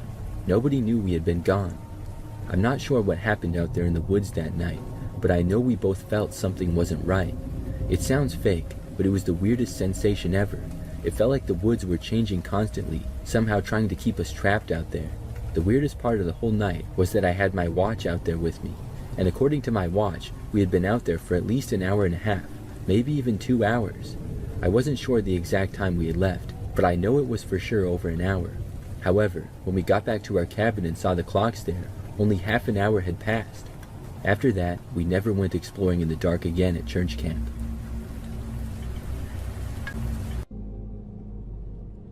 I stumbled across the link on a Craigslist psych discussion forum. I wasn't looking for anything specific, just killing time scrolling through threads on lucid dreaming and conspiracies about subliminal messaging. And then I saw the post. Live feed, smiling man, watch if you dare. It had a single link, no description, and a sense of weirdness that kind of pulled me in, and against my better judgment, I clicked on it. The stream loaded quickly, revealing a man sitting in a plain wooden chair in the middle of an empty room, and the lighting was flat and harsh, giving the whole scene a very clinical vibe. He was staring directly at the camera, unblinking, with the kind of smile you'd expect from someone trying too hard in a family photo. It wasn't quite unsettling at first, it was just kind of strange, and I waited for him to do something. A wave, a twitch, a shift in his seat, anything. But he didn't. He just sat there, his wide eyes locked on the lens, his lips frozen in that eerie grin, and I checked the timestamp. It was live. I remember thinking, well, this is weird, while glancing at the chat window. It was empty, no viewers except for me, and curiosity kept me from watching. Now 5 minutes turned into 10, and then 20. He didn't move once. No blinking, no fidgeting, nothing. It was like he was frozen in time except for the faint rise and fall of his chest. The longer I stared, the more unnatural it felt, as if he were daring me to keep looking. And then suddenly, I heard a noise. At first I thought it was my imagination, but it grew louder, a faint creak like footsteps on old wood. But the man didn't react. The sound got louder, footsteps echoing faintly in the stream, coming from somewhere out of view. A shadow flickered across the far wall of the room and my stomach tightened. Someone was there. Someone else. I leaned closer to the screen and my pulse was quickening. A figure appeared, blurry at first, and then cleared as they moved cautiously into the frame. It was a man, dressed in dark clothes, wearing a ski mask, and he was holding a sledgehammer. The intruder didn't seem to notice the live camera at first. He glanced around the room, gripping the hammer tightly, and then froze when his eyes landed on the smiling man. But that man, he didn't move an inch. His grin didn't falter and his gaze didn't shift. The intruder hesitated, his posture stiffening. He took a step closer, waved a hand in front of the smiling man's face. Nothing. And then he whispered something, low enough that I couldn't make it out. The smiling man stayed silent, and he didn't even blink. The intruder backed away slowly, muttering to himself, and then turned and bolted out of the frame. I heard the sound of a door slamming shut somewhere off-screen, and for a moment the room was quiet again, except for the faint hum of the camera. The man didn't so much as flinch. I closed the tab, but the image of his frozen, smiling face stayed with me long after. I never went back to that stream, but sometimes I wonder how many people have found it since, and who's really watching who.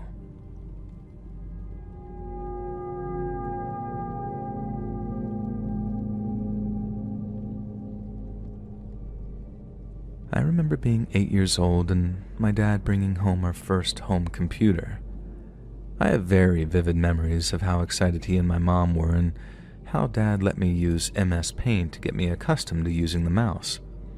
It seemed like a big deal to them, but it was like a positive thing, you know, something they were excited about.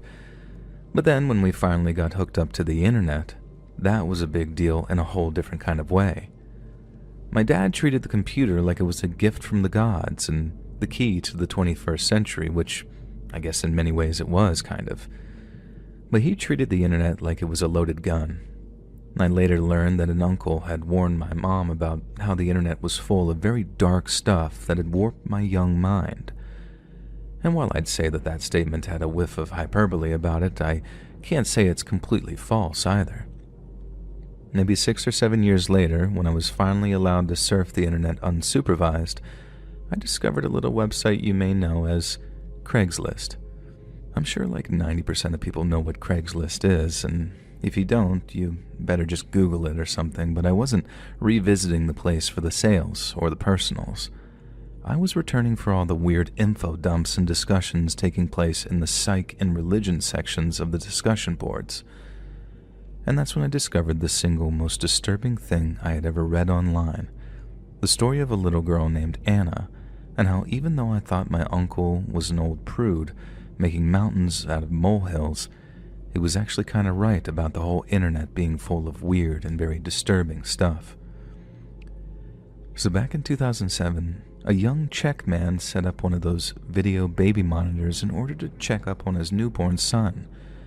But then one night, he switches it on, and instead of seeing his kid asleep in his crib, he sees a boy of around 6 or 7 bound and gagged in the corner of a dirty cellar. Naturally, the guy rushes to call the cops, who deduce that he somehow received the signal of a similarly video-based baby monitor located in a nearby home. The cops then go door to door, trying to figure out where the signal was coming from, and that's when they meet the Moorova sisters. The older of the two sisters was the single mother of 2 young boys and had recently adopted a 13-year-old girl named Anna. It was one of those 2 boys the young father had witnessed tied up in the basement. It was a form of punishment, but not one devised by the boy's mother or aunt. It was little Anna's idea, the 13-year-old girl adopted by the older Moorova sister. But Anna had not just been manipulating the sisters into brutally punishing the boy. She had been cutting off thin slices of his flesh and then feeding them to the unwitting sisters in their daily meals. And at first, the police believed Anna was just another victim of the sisters' abuse. Yet oddly, the girls didn't show any of the same signs of abuse that the boys had, be it burns, bruises, or scars. The 2 boys confirmed it too, only they were ever subjected to abuse and Anna remained untouched. Somehow, Anna had convinced the 2 boys that they deserved to be punished, which was why they never thought to fight back or otherwise defend themselves. The same was true for the 2 sisters. Somehow, Anna had convinced them that what they were doing was the right thing to do, and neither of them had a history of being abusive until little Anna had showed up on their doorstep. Little Anna was adopted, all right, but the Moorova sisters hadn't visited an orphanage or contacted some kind of adoption agency. Little Anna had simply turned up on their doorstep one day and had never left. The cops do some digging on little Anna, trying to find out where she came from, then after months upon months of searching, this is what they discovered. 13-year-old Anna was not 13 years old. She wasn't even named Anna. She was actually in her early 30s. Her name was Barbara, and the only reason she could pass as a young girl was because she had some rare developmental disorder. The cops moved to arrest the woman only to find that she'd fled the country. But thanks to them being able to circulate recent photos of her, she was quickly tracked down and then brought back to the Czech Republic to face justice. It turns out she was in Poland, posing as a 14-year-old boy, and she'd already talked her way into the home of a young family who had, you guessed it, 2 young children. On the Craigslist discussion board, there were all kinds of rumors that Anna's birth parents were connected to some weird cult called the Grail Movement. But even as a teenager, I found the connection to be odd at best. The only thread that held them together was the idea that the movement's goal was to create a kind of Metachrist, essentially a copy of Jesus with all the same preternatural powers. Supposedly, Anna was this Metachrist, but then without the proper guidance, she turned rotten and used her powers for evil. The Grail movement was a real thing, and a serious enough movement that the National Socialists went after them after they annexed Austria. But I think people just wanted to tag the 2 subjects together to make the whole thing into some vast, creepy conspiracy, when to me, the whole thing is just scary enough on its own. These days, I think back on it, on what my uncle said about the internet being full of weird, creepy stuff, and I think he's partially right. But it's not the internet that's packed with all of those strange, frightening things. It's the world outside of our windows. real life, the world and the people in it. Those are the really scary things. All websites like Craigslist do is kind of act like a window, which allows all of us to see it, truly.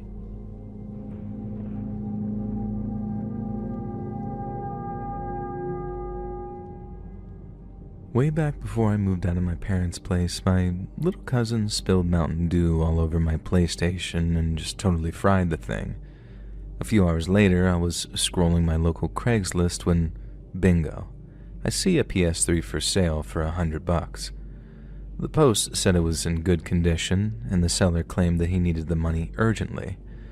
It seemed too good to be true, but since it was the holidays and everywhere was mostly snowed in, I was bored out of my mind and I was desperate.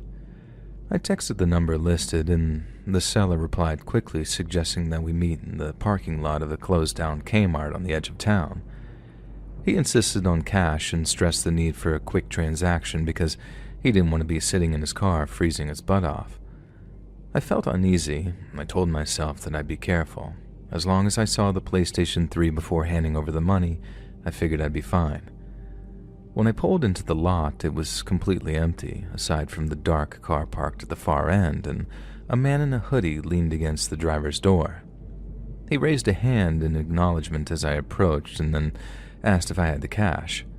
His tone was casual, almost bored, so it didn't raise any red flags at all for me. I nodded, and then he motioned toward the backseat of his car, saying the PlayStation 3 was there and inviting me to check it out. I stepped out of my car, walked towards his, and then opened the back door. Inside was a box, but something was off. It wasn't sealed, and when I lifted the lid, it wasn't a PlayStation 3. Instead, it was an old, dusty console that looked like it hadn't worked in years. And before I could react, I sensed the guy stepping closer behind me.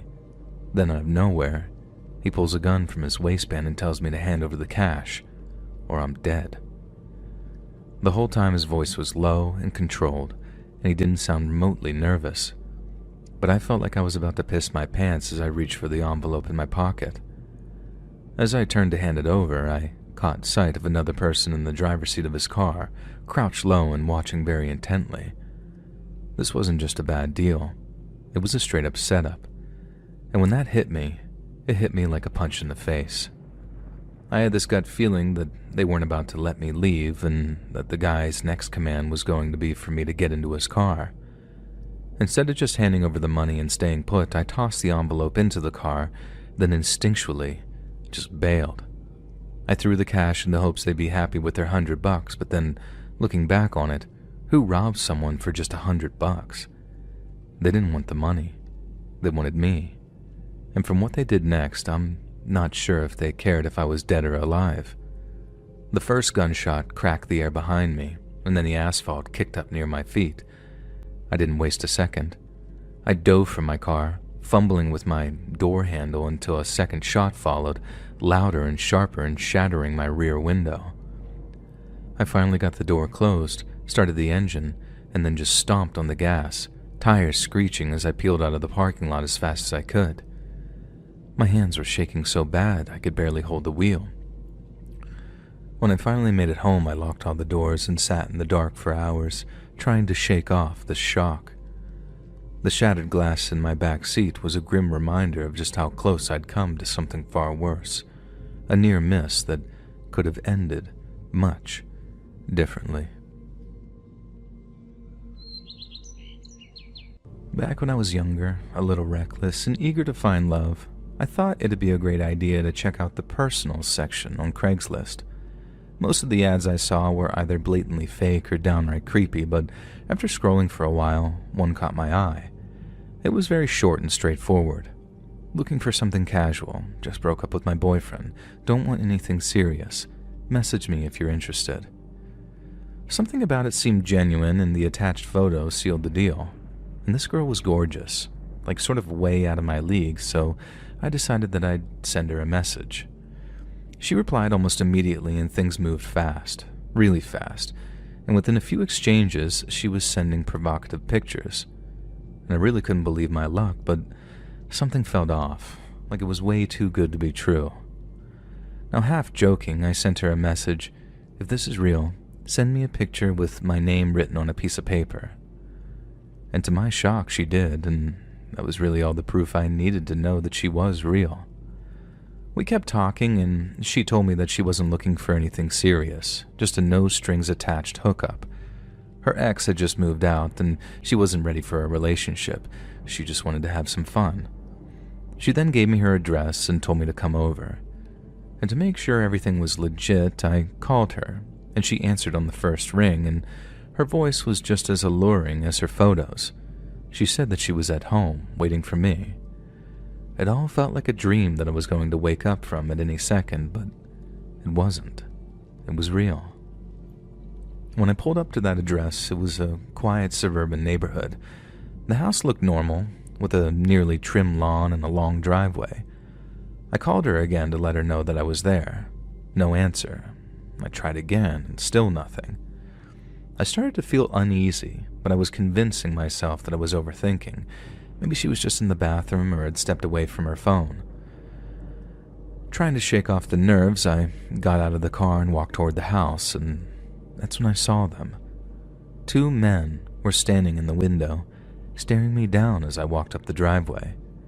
They each looked extremely sketchy, like they'd stepped straight out of a police lineup, and one had a shaved head and a sort of scowl, while the other was very wiry, with tattoos covering his arms.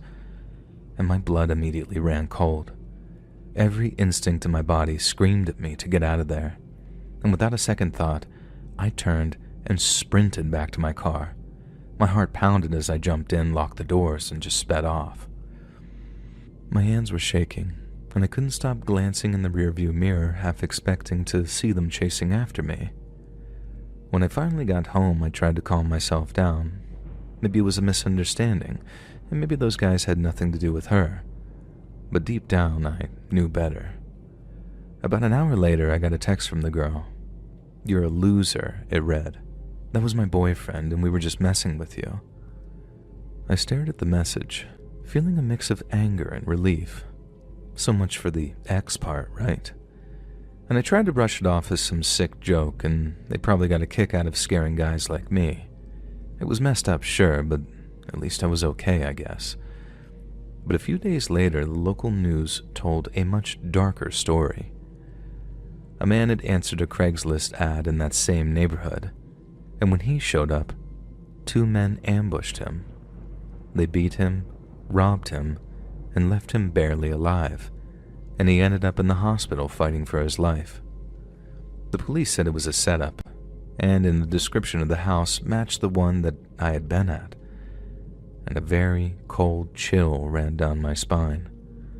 I couldn't stop thinking about how close I'd come to being their victim. If I hadn't noticed those guys in the window, I might not have made it out, and the thought haunted me for a while.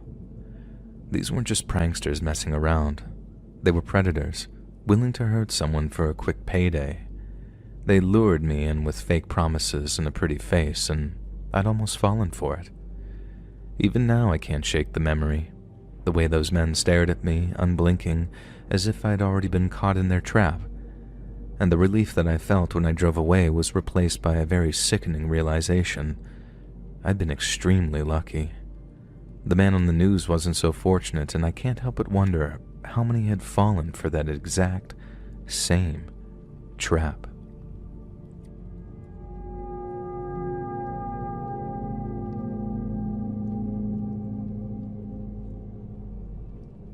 I met him through a Craigslist personals ad.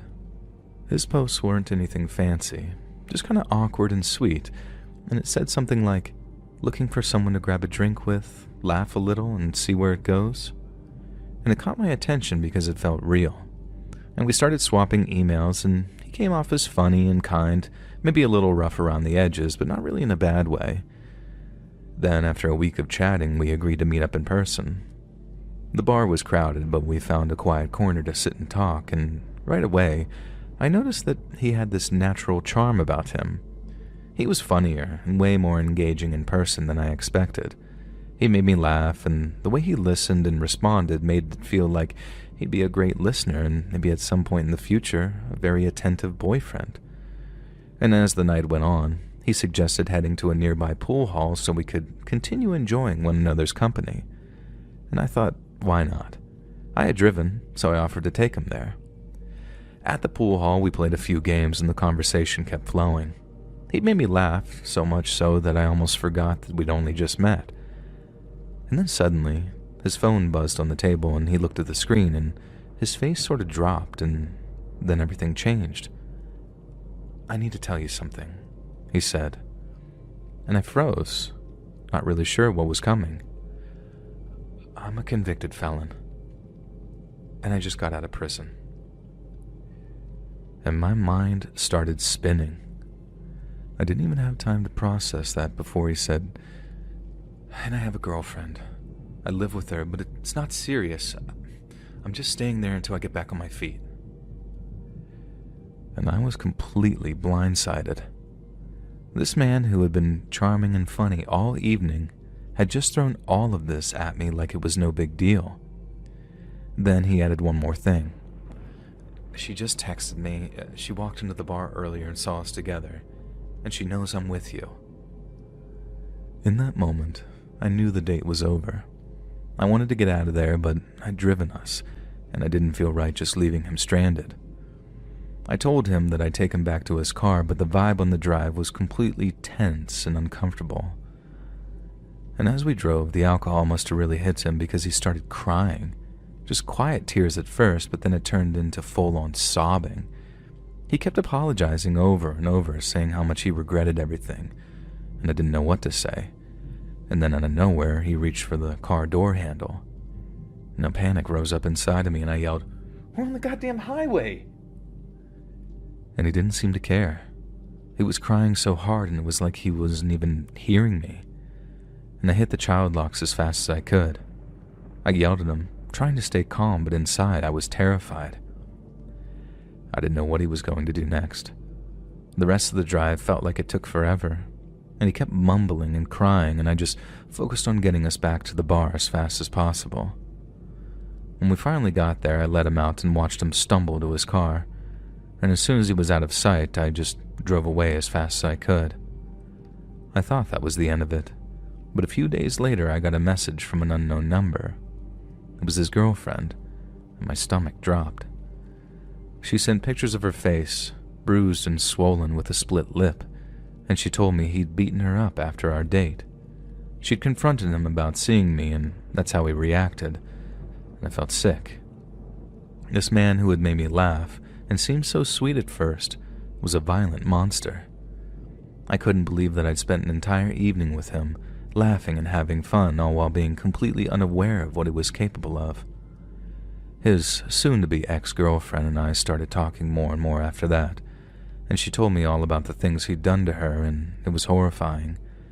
Then not long after, she left him for good, and we actually became friends. It's strange how something so terrible can lead to something good, but I guess that's life.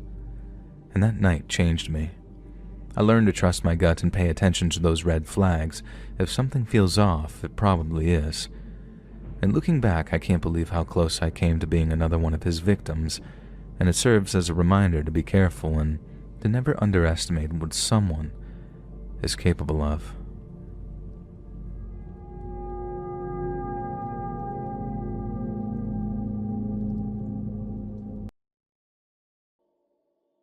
When my boyfriend and I were both still in college, we rented out an Airbnb in Las Vegas during the summer. It was a modest 2-bedroom, 1-bathroom house right by the Vegas Strip, making everything in walking distance. This one summer, just wanting to get away from life and away from it all, we booked the Airbnb wanting to have a nice time.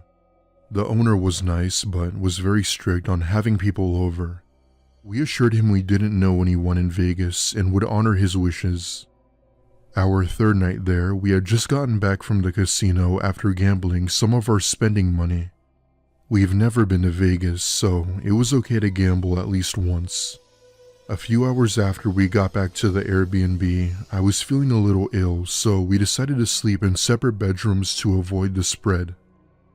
However, the bed frame in the other bedroom was broken, so we agreed that I would sleep on the bed while my boyfriend slept on the floor with a simple blanket. I felt bad in the moment, but he didn't mind it though, and we fell asleep shortly after. A few hours go by when I was suddenly awoke to my boyfriend nudging me. He was standing over the bed, trying to wake me up. I take a look at my phone and ask him in an annoyed tone what was so important at 4 a.m.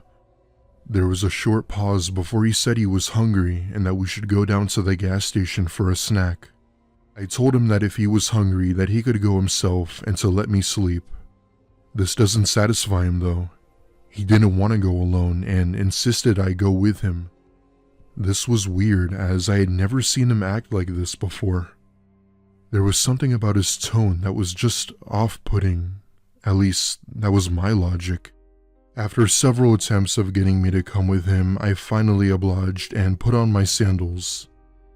We walk outside of the house and start heading towards the street when my boyfriend says, "Babe, I'm not actually hungry. I woke up in the middle of the night and looked under your bed. There's someone sleeping there." My heart sank as he said this, and I repeatedly asked him questions to make sure he wasn't playing some sick joke. By some stupid luck, the person didn't see my boyfriend as they were facing the other way. We called the police, and lo and behold, they came out of the Airbnb with a homeless-looking man in handcuffs. However, he didn't try to get away and sort of just let the police arrest him. Looking back, it seemed as if he were wasted or on drugs. We still aren't sure how the man managed to sneak in the house, as the owner claims he had security cameras and would have definitely seen him. This makes us believe that this man had been inside the house for quite some time, even before us. And that's a very scary thing to think.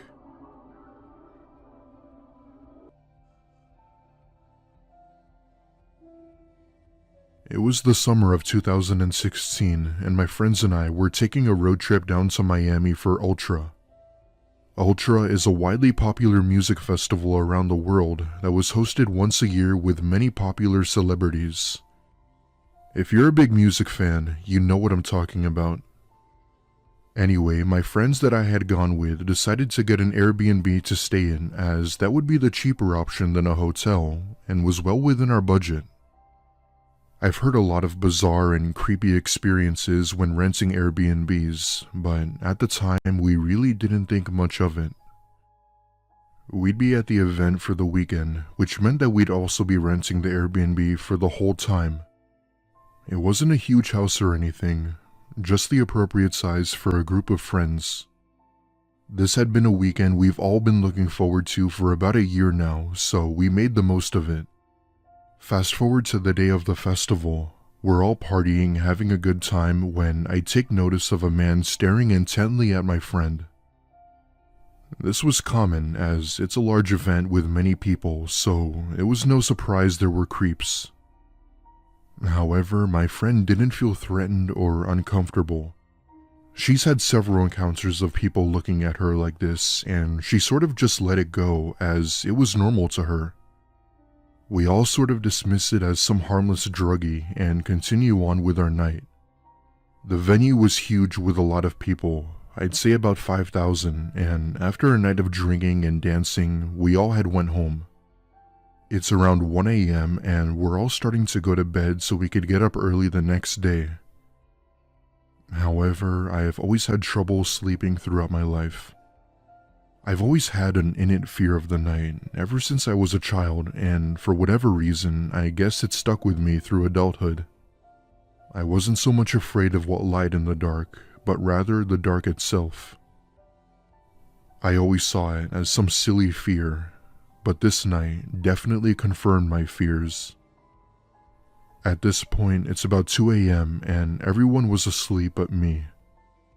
After constantly rolling around in bed, I finally got some shut-eye, when I awoke to my friend shaking me. In my groggy state, I ask her what she wanted when she says, "Do you not hear that? Someone's walking around outside." Now, my bed is right beside the back door, and after rubbing my eyes, I finally heard it. Someone was definitely out there, and it sure as hell wasn't any of us. At first, I would have assumed it was the owner of the home just checking on things. However, why would he be doing that in the middle of the night without us knowing? I get up from my bed and peek outside the window only to see no one there. I knew my mind definitely wasn't playing tricks on me, as I know what I heard. As I get out of bed to go see who it was, I then hear the scream of one of my other friends from another room. Upon rushing into her room, I opened the door and was greeted to a man who I could only recognize as the same man from the concert. The minute he saw me, he basically jumped outside the already open window and ran off into the night. Our two male friends had gone after him, but had given up after they couldn't find him. Police were involved, but there was nothing much they could do other than conducting a police report. We had contacted the actual owner of the house, who was thankfully very understanding and refunded our stay. Since we don't live in Miami, we had to end our trip short and head back home, which was an 8-hour drive. This was many years ago, and my friend has since gotten therapy because of this. She's obviously moved on from it now, but she still talks about it with people till this day. I still mourn over the fact that my friend could have been killed that night if she hadn't woken up. I still have no idea as to how that man from the show managed to find us. My only guess was that he simply followed us, but kept his distance while doing so. I've always wondered about what he might have done had I not gone into the room in time. We've never been back to Miami since, and we also don't rent Airbnbs anymore. This world is full of dangerous and evil people who actually want to cause harm to others. If you ever plan on renting Airbnbs, please do so carefully. Make sure all of the doors and windows are locked at night. You never know who might be lurking.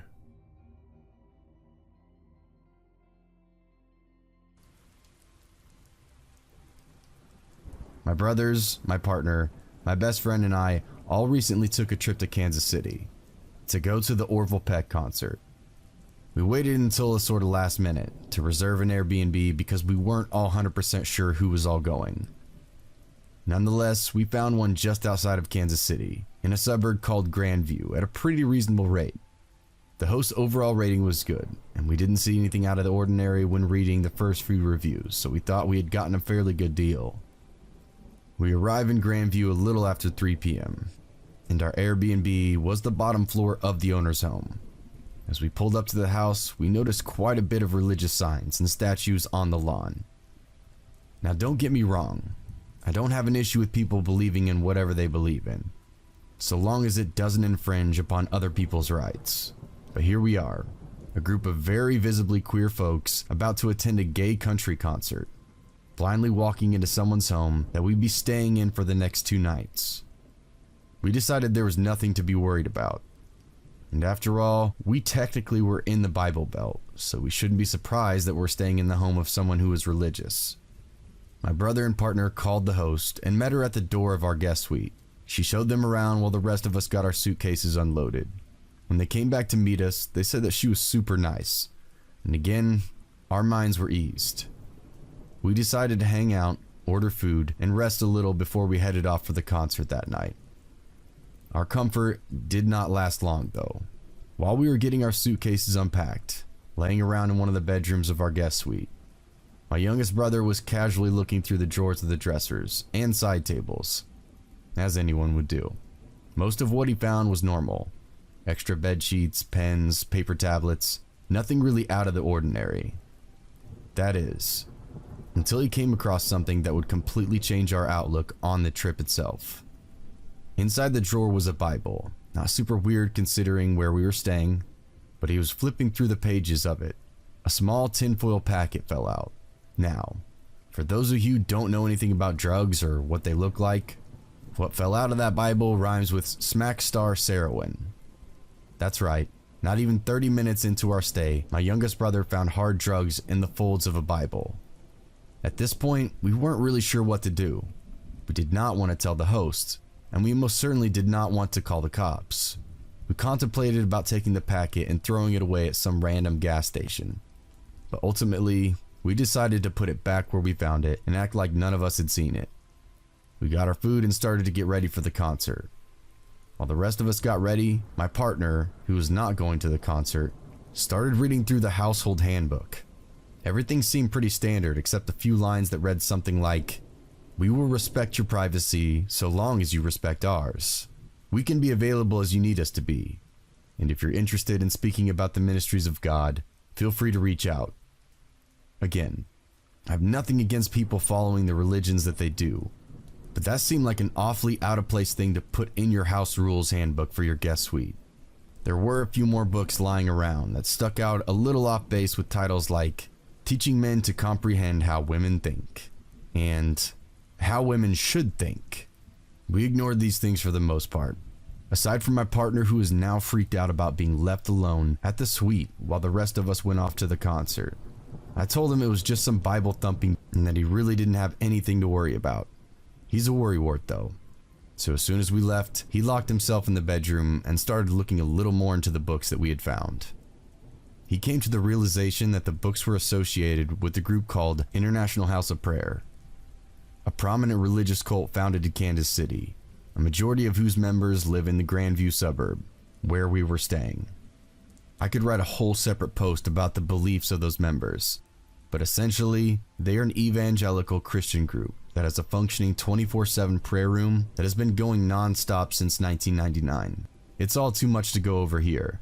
We got back from the concert really late, and not to mention a couple of us were still heavily intoxicated from drinking. So he didn't mention much about it that night, but he was very quick to tell us about it the next morning. At this point, we thought, okay, these people are part of some weird church, whatever, it's fine. That explains some of the weird rules and books we had found. We left for the day to go hang out around the city. When we got back to rest, my friend and partner started doing some more reading on the group. That is when they found out that we were actually staying in one of the prominent leaders' houses. We figured this out by cross-referencing the names of our hosts with the names of important members on the International House of Prayer University website. After this, we started to snoop a little more in our suite. We found large barrels of dried food, a jug of some liquid that we later found out is what they drink while they fast, and lots more teaching materials. Basically, it seemed like they were completely prepared for some sort of end times rapture. Eventually, we did go back and read more thoroughly through some of the reviews, and found a few that would have set off some red flags. For example, one of the reviews stated how the male owner brought out a gun in front of the people who were staying there. Yikes.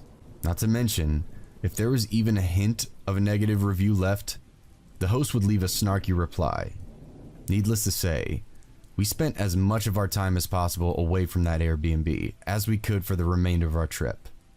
And although we were never in any direct danger, we did feel very uncomfortable throughout the entire thing. I've gotten a lot of questions about the heroin. First off, I know that it doesn't come back up in our story, but ultimately, it was the catalyst to all the other weird stuff that we slowly uncovered. And I knew it was heroin because I've seen it before. I have family and friends that have used it, and it is also one of the first things to come up if you Google drugs in foil packet. I do not know if it was left there by a previous guest or if it was the owners. Either way, finding it in a Bible within our first hour of being there was off-putting to say the very least.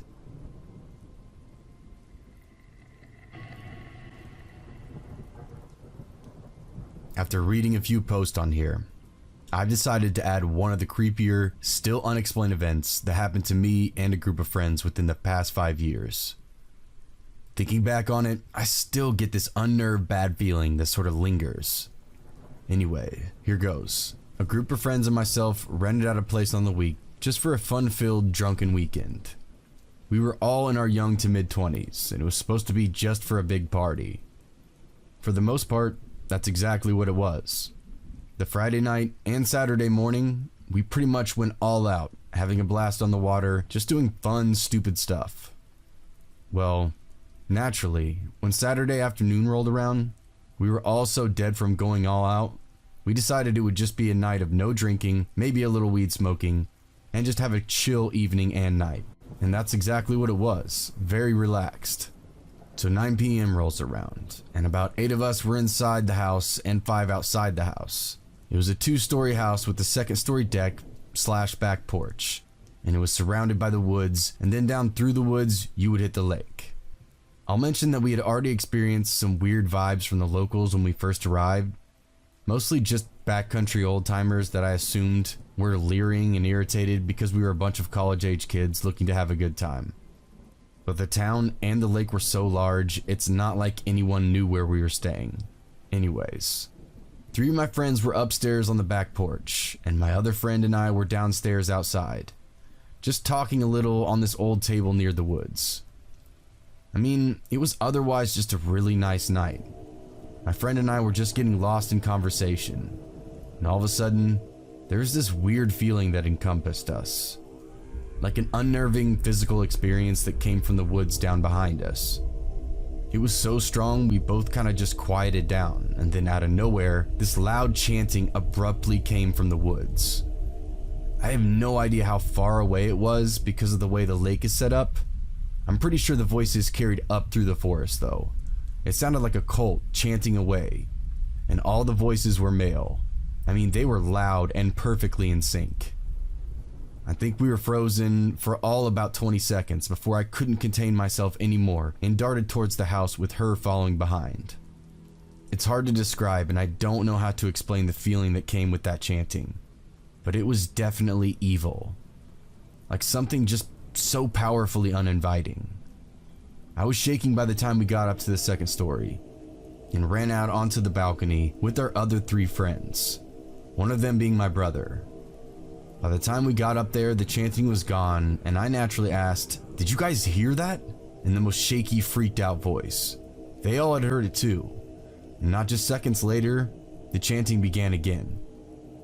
So the 5 of us are out there peering into the forest, listening to the chanting that would sometimes sound far away and then sound relatively close. All male voices in the weirdest language, or I don't even know what it was. Sounded like some strange extreme church. Then following the chanting, a loud bang, like someone hit a huge metal object sounded. And then, the worst part came. A man wailing, like in extreme pain wailing. All of my hair was up. It was the freakiest experience ever.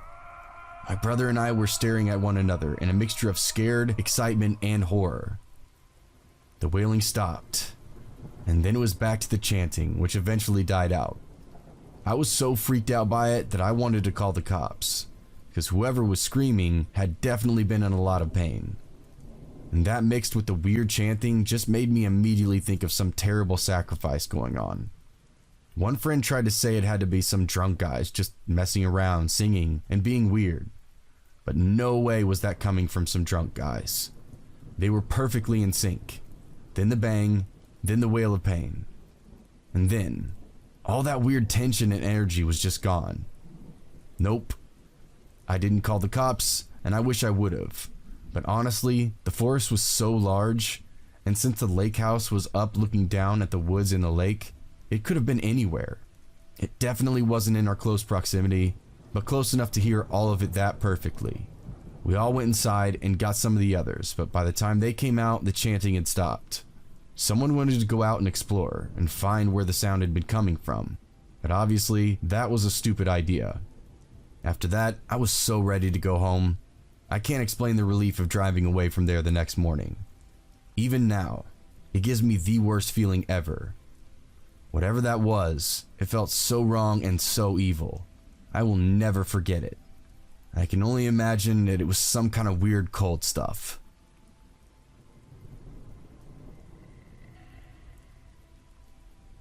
A story on here reminded me of the time some friends and I had stayed in what turned out to be the 3rd most shadiest hotel in Las Vegas, which for Las Vegas is definitely saying something. I also managed to inadvertently traumatize the entirety of my company, as I recounted what I considered to be just an amusing childhood story. The hotel itself was a bit of a nightmare, as everything was bolted down and none of the doors locked, but I digress. The story itself is about my family's run-in with Satanists on a trip to upstate New York. though the growing expressions of disbelief and horror on my companions' faces assured me that the story was not, as I had previously considered, funny per se. In any case, what follows is completely true, and everyone present swears by this narrative. When I was 5 years of age, we took a road trip to upstate New York to see my grandmother on my father's side, as well as to tour around the countryside a little bit. There we were, in rural upstate, away from the region in which my grandmother actually lives, and we were planning on staying in a bed and breakfast my father had booked ahead of time. It had been an unexpectedly long drive due to weather complications, and when we found the B&B in question, we were all quite tired. We went up to the door to check in, and a woman missing her 2 front teeth on both jaws answered. She invited us in, but warned us that they didn't have a room for the night. They were booked solid. My father protested that he had made arrangements in advance, but she said she knew another hotel that had vacancy just up the way, and she would give them a call, and she assured him that they would offer the same rates. But first, she insisted on showing my parents around, as her husband was an artist and she wanted to show them his studio and his quote-unquote famous artwork. We were all invited in, but after seeing the first few pieces of naked women missing their front teeth, bound or being tortured in various ways, my parents opted to leave the kids outside with Grandma. Apparently most of the rooms were full to the ceiling with similarly foreboding images of dead or dying people, with the occasional sculpture of menacing animals. My parents were a bit creeped out, but just figured these people were a little eccentric, and they had dodged a bullet by ending up somewhere else. We all waited out back while the woman called her friend, beside a pit containing what could have been nothing other than an altar covered with pentagrams. My mother mentioned that it seemed strange that not only had they not met the husband, who was supposedly there somewhere, having toured the entire house, but there hadn't been a single sign of life or a piece of luggage suggesting that anyone else was actually staying in any of these guest rooms in this supposedly fully booked B&B. A side note that's probably not worth mentioning, but I've found strange when my mother brought it up while telling me the story later, was that we stopped by a park to stretch our legs at some point before proceeding to the next place. The storm was closing in on us, and my parents wanted to be sure we had zero energy upon arrival. While in this park, my mother claimed that one of us found and brought to her a small necklace with a pendant on it. The pendant itself was a pentagram on one side with a Third Reich symbol on the other. My mother took it away and put it inside her purse. We arrived at the next bed and breakfast to be greeted by a different woman, also suspiciously missing her 2 front teeth, upper and lower. It was about this time that my grandmother mentioned that she had read a lot of articles recently about tourists being killed by some cult of Satanists or some such in this area. Great. She tended to tell a lot of tall tales, so I think my parents kind of rolled their eyes and dismissed it. But they made a point to mention it later. The storm was now upon us, and we were all exhausted, and there was nowhere else to stay that we could find anywhere near there. My dad decided we would make do with whatever they had to offer. What they had to offer was a slightly renovated barn. During the bustle of moving our luggage in, the woman kept inviting my brother and I into the house, saying she had some sweets, and wouldn't we like to meet her kitties? She made it clear, however, that my parents were not welcome into the house because it was too messy, and she would be embarrassed. We were then herded away into the barn and told not to talk to the lady. Once inside, my father, who was by this time a bit creeped out, went about checking the beds and securing the one-room barn unit.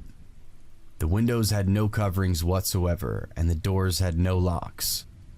We placed pillows from the couches in the window frames, and my dad grabbed a dresser against one wall to block the door.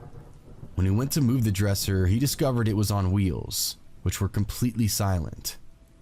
He also noticed that the wall behind it moved a little when he shifted the dresser. When he scrutinized the wall, he found a seam.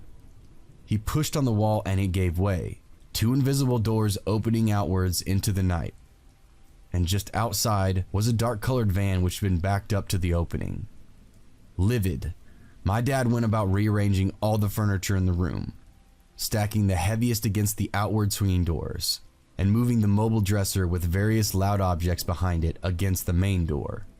When he had completed this, we all started to settle down. This was around 11 p.m. The woman brought us freshly baked blueberry muffins. Now, as I mentioned before, I don't remember much of this trip, but this is one element I have a vivid recollection of. With the inclement weather and the rush to find a place to stay, complemented by the lack of restaurants in the area, we hadn't had what one might consider a proper meal. When you're 5, dinner is very important. The muffins were fresh baked and smelled heavenly, and I wanted one more than anything else in the world. However, presuming, and probably correctly, that they were poisoned or something was seriously wrong about them, since this entire thing was beginning to feel like a horror movie. My mother absolutely forbid us from even going near them. She put them on a high shelf and sent us to bed. I was so angry. I went to bed hungry and irritable. Only 2 things happened that night that I can recall. My parents slept very lightly, when at all, as you can imagine. They claimed they kept hearing talking outside. My sister woke all of us up with a blood-curdling scream around 1 a.m. for reasons unknown. She was usually a very quiet baby. When my parents got up and milled about for an hour trying to get her back to bed, my mom noticed something on the wall as she was walking her around and called my father over. What I would later learn was the picture hanging to one side of that door that during the daylight seemed to be logs in a recently extinguished fire pit in a tranquil forest scene, but by night was unmistakably burning corpses with a hooded smoky figure looming over them. We got up the next morning, packed up early, and waited for the lady to get up so we could pay and leave. While my parents were packing the bags, the woman came around back and gave my brother and I small wooden cats carved into the form of napkin holders, each a different color, and she had written little notes on. As my father was paying after loading us into the car, my mom began kicking gravel around the dirt absentmindedly. The woman came over to say goodbye and waved to us with her gapped grin, and my mother noticed that she was trying to discreetly recover the tiles that she was uncovered under the gravel. Before driving off, my mother got back out of the car and uncovered one of the tiles, and she claimed it was the same pentagram with the Third Reich symbol within it that she had seen a similar version of in that park, prompting her to notice, as we drove away, that the necklace was no longer in her purse. The likelihood of it simply falling out of the purse pocket she had placed it in was, as she put it, quite unlikely. People listening to this story seemed appalled at the fact that I still have that little wooden cat that the nice lady had given me, sitting in my bedroom. I know this all sounds very strange, but I can only assure you that it matches well with my memory of the events. And all the adults who were there tell the same story. Personally, I'm glad it's just a weird story we look back on with confusion, and that nothing stranger actually happened that night. Update. According to my mom, whom I spoke with today, it was near Millbrook, and one was a farm and the other was an old mill. I actually found the website for the B&B. It's still running, but with different owners. I don't know that I should post a link, however. They seemed like nice people who have improved it quite a lot.